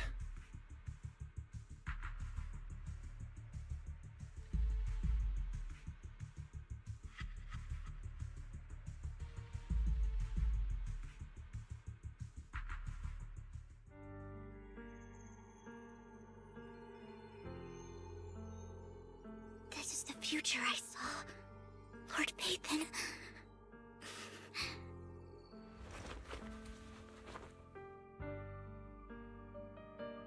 I'm sorry. This time, I will make sure the future I saw does not come to pass. I don't want to bring you misfortune. That's all I wish for.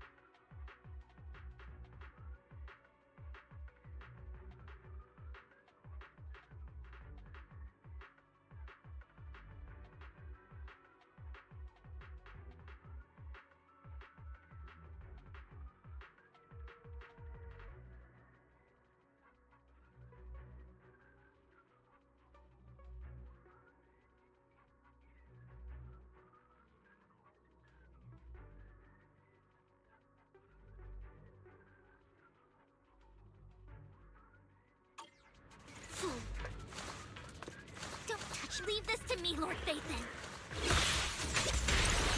The wind is perfect today. Notice me, Lord Phaethon.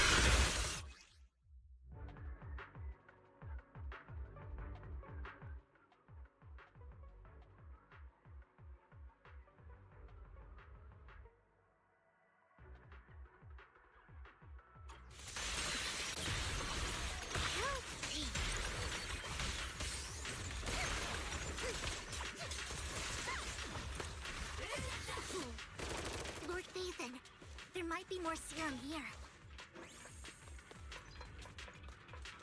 How dare you steal from Lady Dina! I'll try to go easy on you. No promises.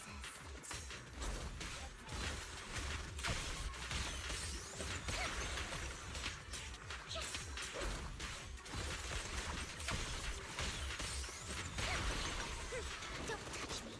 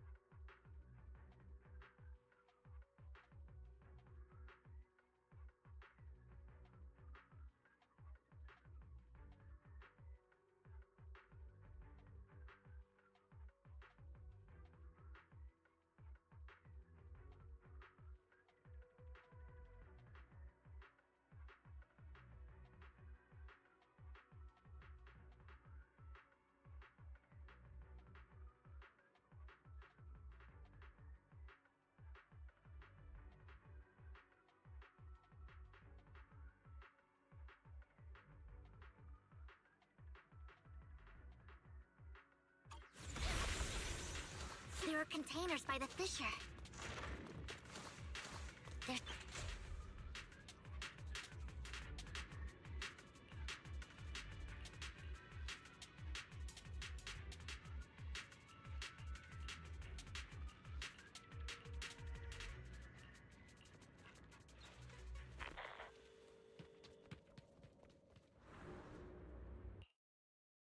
It must have been tough for you to find this place. Vivian, if you had stayed out of it, I wouldn't be so eager to get rid of you. Those people have been taken to safety. You're all out of options. They're just mere test subjects. So what if they get away?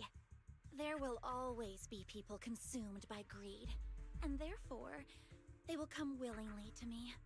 In any case, what are a few sacrifices in comparison to the completion of Father's grand ambition?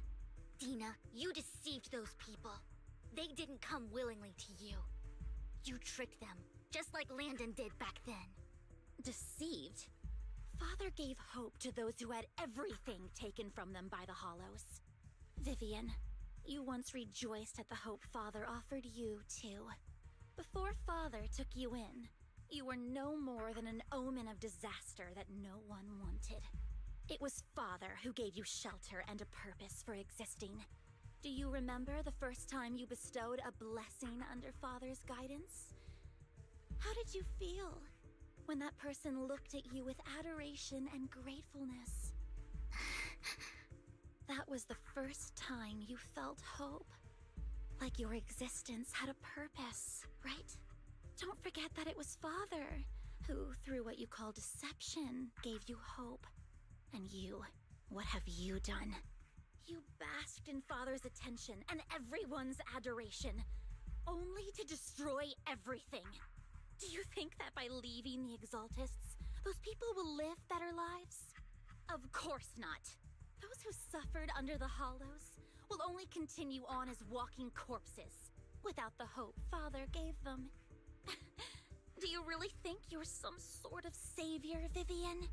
In the end, you're just an ungrateful brat who brings misfortune to those around her. It was you who destroyed everyone's hope. Not everyone wants to live in false hope, Dina. You say it's because of greed that people willingly become your sacrifices. Perhaps those people aren't entirely virtuous. But that greed is just wanting to live a better life beyond the Hollows. What you and Landon have done was never about giving people hope, but exploiting it. Stop lying to yourself. Deep down, you know what Landon did was cruel. No. Back then, when Landon wanted to inject you with the serum, the fear in your face was as plain as day. I saw it all clearly. If all of this is as righteous as you claim, then why did you make such an expression, Dina? Don't look at me with such pity! Father did nothing wrong. All of this is to make something of the Hollows other than disaster. That's everyone's only hope. Dina, it's not too late to stop. Stop living in this lie. You know what would happen if a sacrifice loses control and escapes the Hollow. It's not the Hollows that are to blame for those people's deaths, but the hope you keep talking about. That will cause more despair and claim more lives. That is merely the necessary sacrifice to accomplish a greater goal. No one deserves to be a sacrifice. Your hypocritical magnanimity disgusts me. I can always go and get more test subjects if they've escaped. And I will be able to replicate Father's serum with enough time.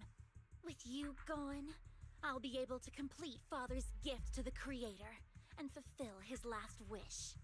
Camille, release the failed subjects. Lady Dina. Camille, are you going to do what you did before? You keep saying you'll follow the Creator, but it's all lies. Lady Dina, the Hollows took my family from me. I understand that there's no way to get back what I've lost. It was Lord Landon who told me that the Creator would guide me. One day, Hollows will no longer be disasters. Everyone will be able to survive inside them. I look forward to the day when this hope becomes reality. I watched you grow up, and I know that you've always looked up to your father. He gives you hope, and I destroyed that hope with my own hands. I know the pain of loss, so I've always felt guilty. I want to atone for the hope I destroyed. But Dina, I don't want to ruin more lives, and I don't want to continue watching you destroy yourself. Vivian is right. Not everyone wants to live in false hope. So, please, stop. Camille, are you abandoning me too? I'm not abandoning you. I just don't want to see you go past the point of no return. The point of no return? I passed that point ages ago. No, Dina. You can still turn back. I'll be your way back. Where are you going, Camille? I made a deal with Hugo and the mayor.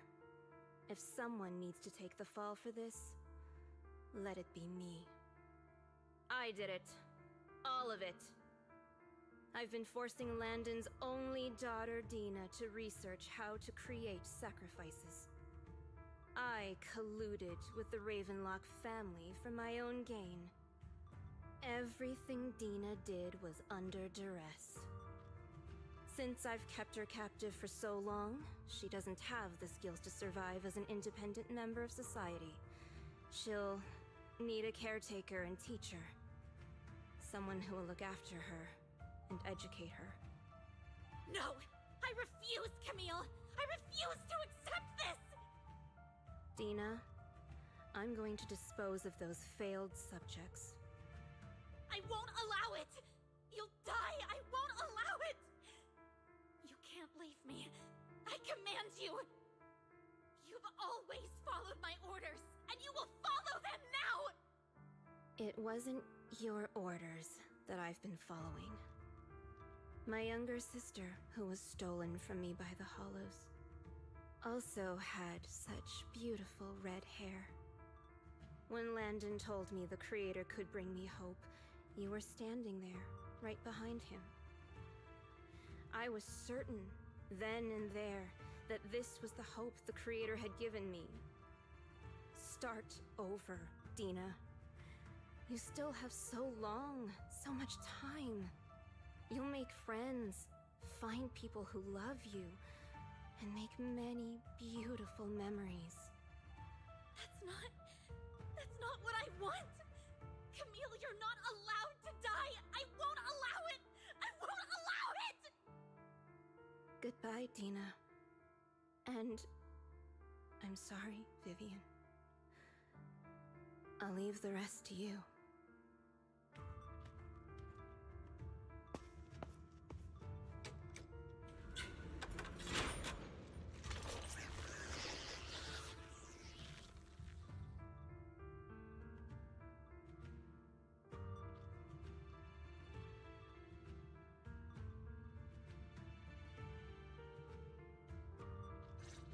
Take out these ethereals first.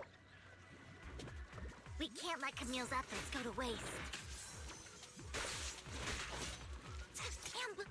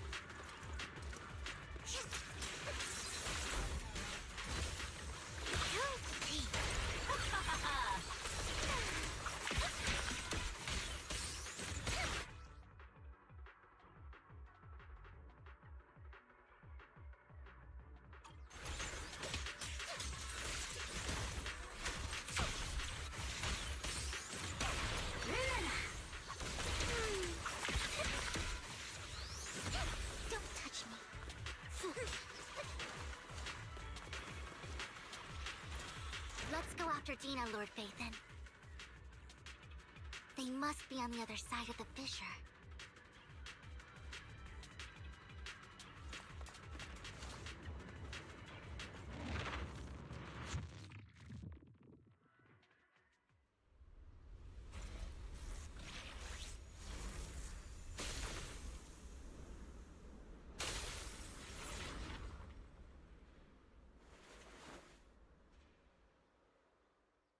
Are you satisfied now, Vivian? You were the one who brought yourself to this point. You're saying this is all my fault? Losing my father, losing Camille. I wish you had never come into my life. At first, when father brought you home, I was happy. There are so many Exaltists, yet father never allowed me to get too close with any of them. I never had any friends either. But when father brought you back, he told me to take good care of you, that you were my first friend. I was also so happy the first time you took my place in helping father select a person to receive the blessing, because it meant you were different from all those other people. You could stay with me. But soon, I grew jealous. You took the attention that should have belonged to me. You even took father's love from me. It's only because of my ability that Landon... I know, but... Vivian, jealousy is something you cannot control. Of course, the same goes for fear and hatred. I was terrified that one day you would look at me and shed tears.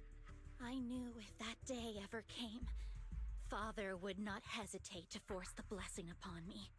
And when that day did come, I hated you for causing my father's death. Tina, you knew everything about what happened back then, so... why are you still defending Landon? And why didn't you tell me back then? If I had known earlier, maybe I could have found a way. Because it's the only thing that makes me more special than you, no? It proves I had father's trust. I was more useful to him.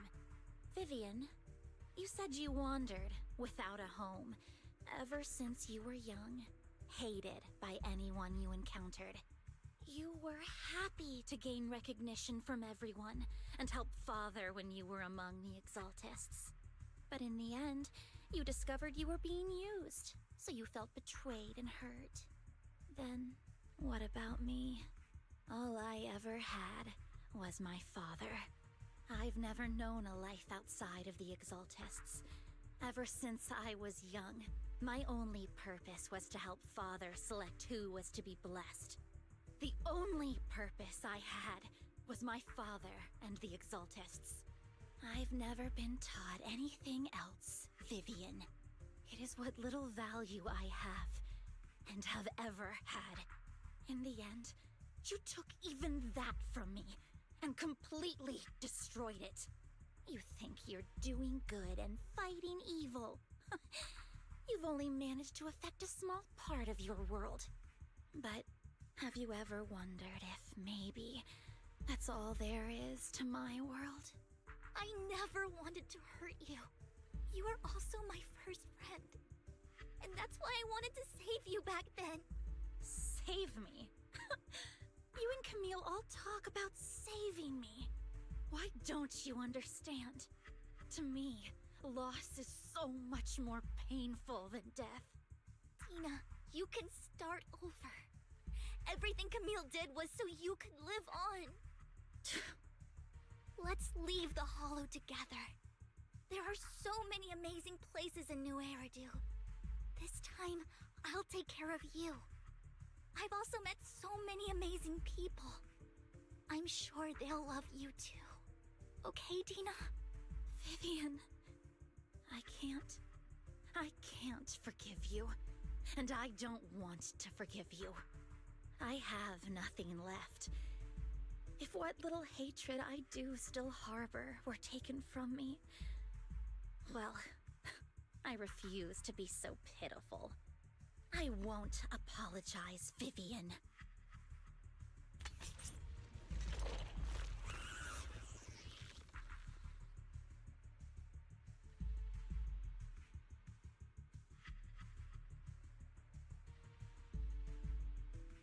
don't want to hate myself. So I can only hate you for killing my father, and hate Camille for leaving me.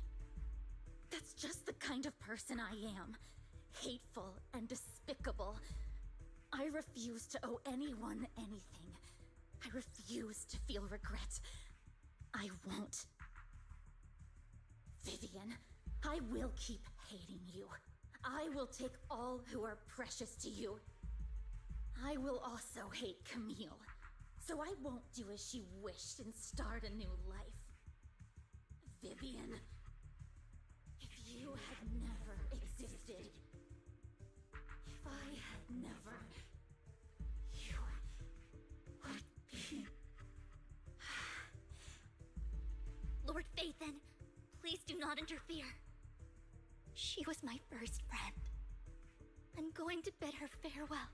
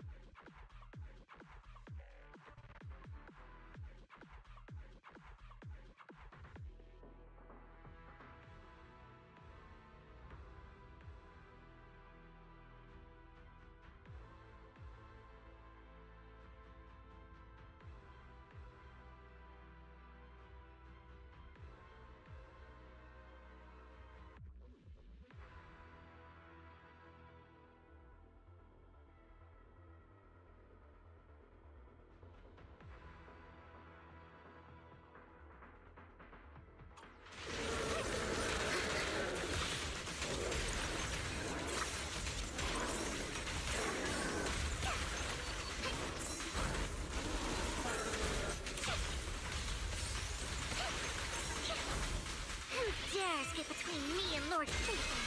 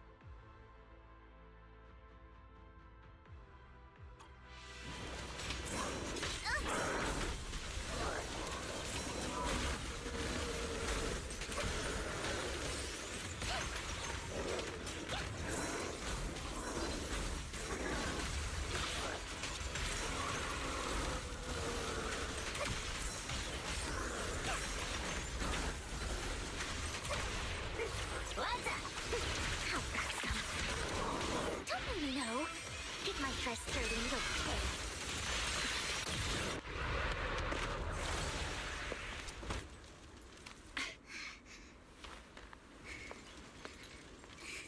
Behind you!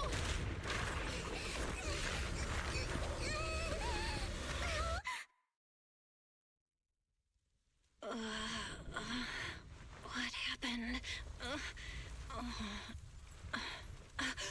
What the?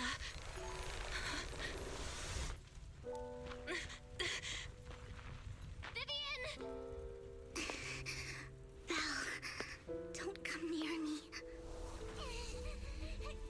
This is my own choice.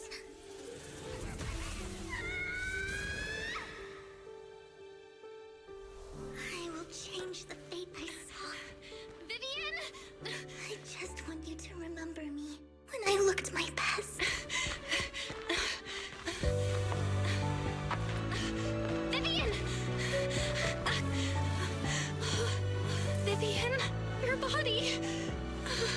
I'm sorry you had to see me like this, but I don't want to be the one that only brings misfortune anymore. No, please. No. It's so warm, and the night is beautiful.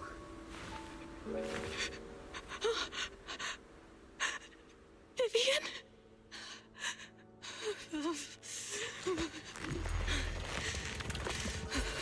No.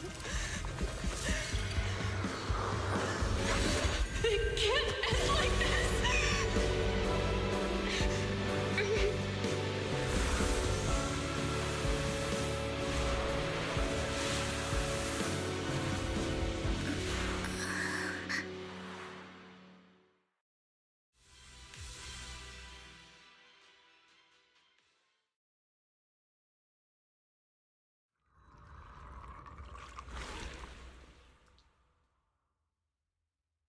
Belle, you're scaring me. Belle, I'm so glad you're awake. What happened? I remember Vivian and I... Wait, where's Vivian? She injected herself with Landon's serum. Hugo and Lycon brought you out of the hollow. You were in a coma and... I'm so glad you're safe. And you said Vivian used the serum on herself? But she looked fine to me, barring a couple of scratches. Hugo sent a message earlier saying he got her checked over, and she was alright. Can you recall what happened?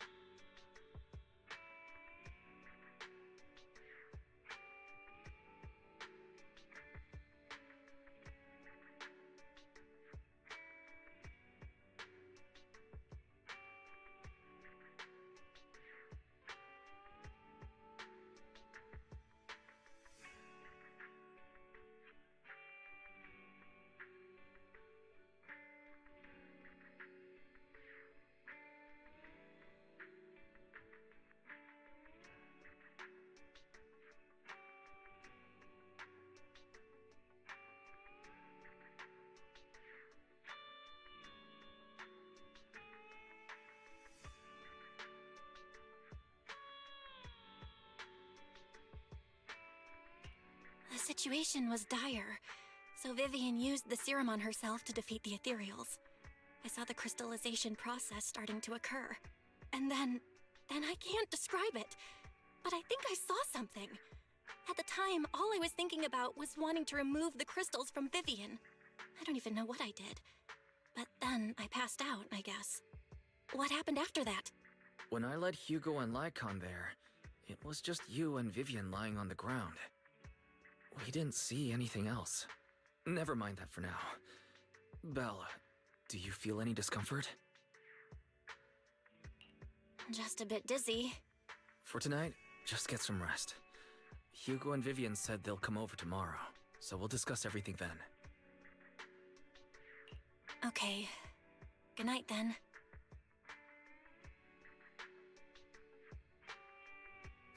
Lord Phaethon! How are you feeling? No headaches? Leg pains? Heart palpitations? Loss of appetite? Vivian? I was just so worried. Sorry. Anyway, Lord Phaethon, I'm so glad you're okay. What happened this time was all my fault. You only became an ethereal to defeat Dina. If it weren't for you, neither of us would have made it out alive. So, what happened? Belle said she saw the crystallization process start, but I didn't see anything through EOS. Hugo, Lycon, did either of you guys see anything strange? Allow me to explain. Miss Vivian told us what happened after she awoke, and the mayor arranged a full medical checkup for her. Based on the results, Miss Vivian indeed shows mild corruption sequela. But if the crystallization process had already started, the lingering effects should be far more severe. To be precise, if the process had already reached the point of mass surface crystallization, it should have taken no time at all to become an ethereal. So, the mayor theorizes that it was the etheric energy within Master Proxy's body that affected Vivian's condition and the surrounding etheric particles, causing Vivian's corruption to recede. Essentially, corruption is a reaction between the etheric particles inside the body and in the surrounding environment. Therefore, it's not necessarily irreversible, just that currently our mainstream method of defense is prevention.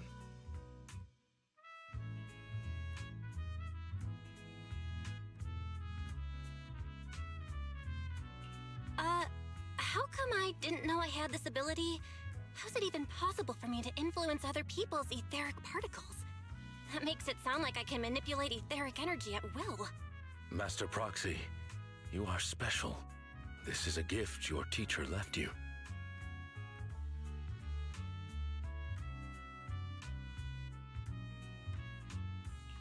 Our teacher?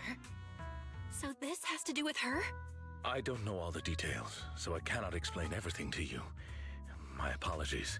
However, Miss Yixuan might be able to answer some of your questions. She will visit you sometime soon, so please feel free to ask her any questions you may have. She has quite an eccentric personality. If she causes you any inconvenience... If she causes trouble, can I file a complaint about her to you? Master Proxy, you have always been a people person, so I trust you will handle things just fine. That just makes me more worried. In any case, the mayor has asked me to give everyone his most sincere gratitude. Unfortunately, the mayor could not come personally, but has promised everyone a favor. Provided it's within his means, he will offer his unconditional assistance once. There is no time limit on this favor. Unconditional, What if I wanted his position as mayor? If that is what you desire, then the mayor and his subordinates will be first in line to vote for you in the next election. As for the other votes, you'll have to work for them on your own. But should you assume office, I hope you take full responsibility for handling all day-to-day matters and lead by example. By sheer happenstance, the mayor has provided you with a copy of his current assignment, the City Waste Sorting and Processing proposal. Old fox. Well, can I request Lord Phaethon's The mayor imagined, you might ask. I have prepared all the necessary documents, and the ceremony expenses will be covered by the mayor as a gift. As long as Master Proxy agrees, we can sign and process the documents immediately. But this matter requires mutual consent and cannot involve coercion, confinement, or one party's lack of consciousness. Stop! I would never do that to Lord Phaethon! Probably. At least not today. As for you, Master Proxies, the mayor has some sense of what you desire. That said, he hopes you might speak with Miss Yixuan first before you decide the timing of that favor.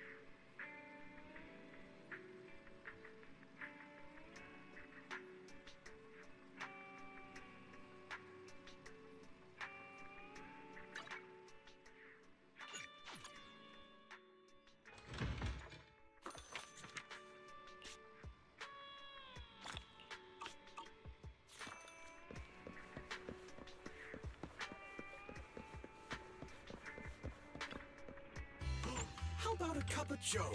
A little bitterness to make life's sweetness all the more satisfying.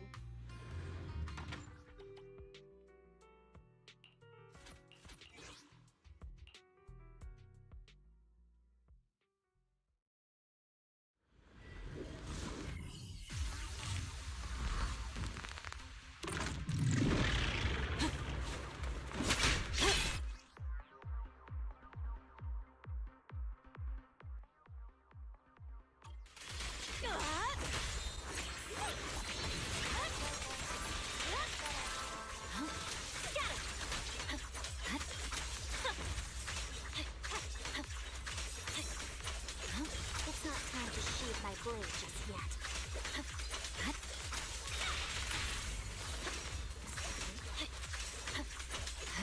More opponents. It's over.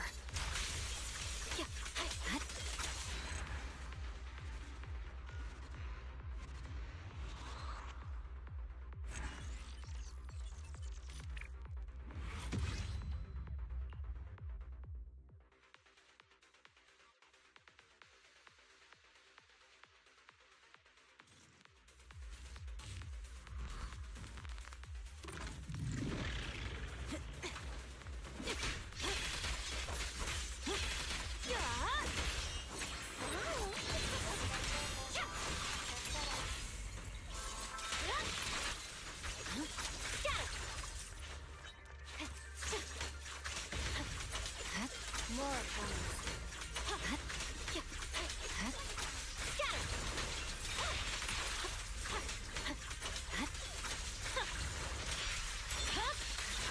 Weakling.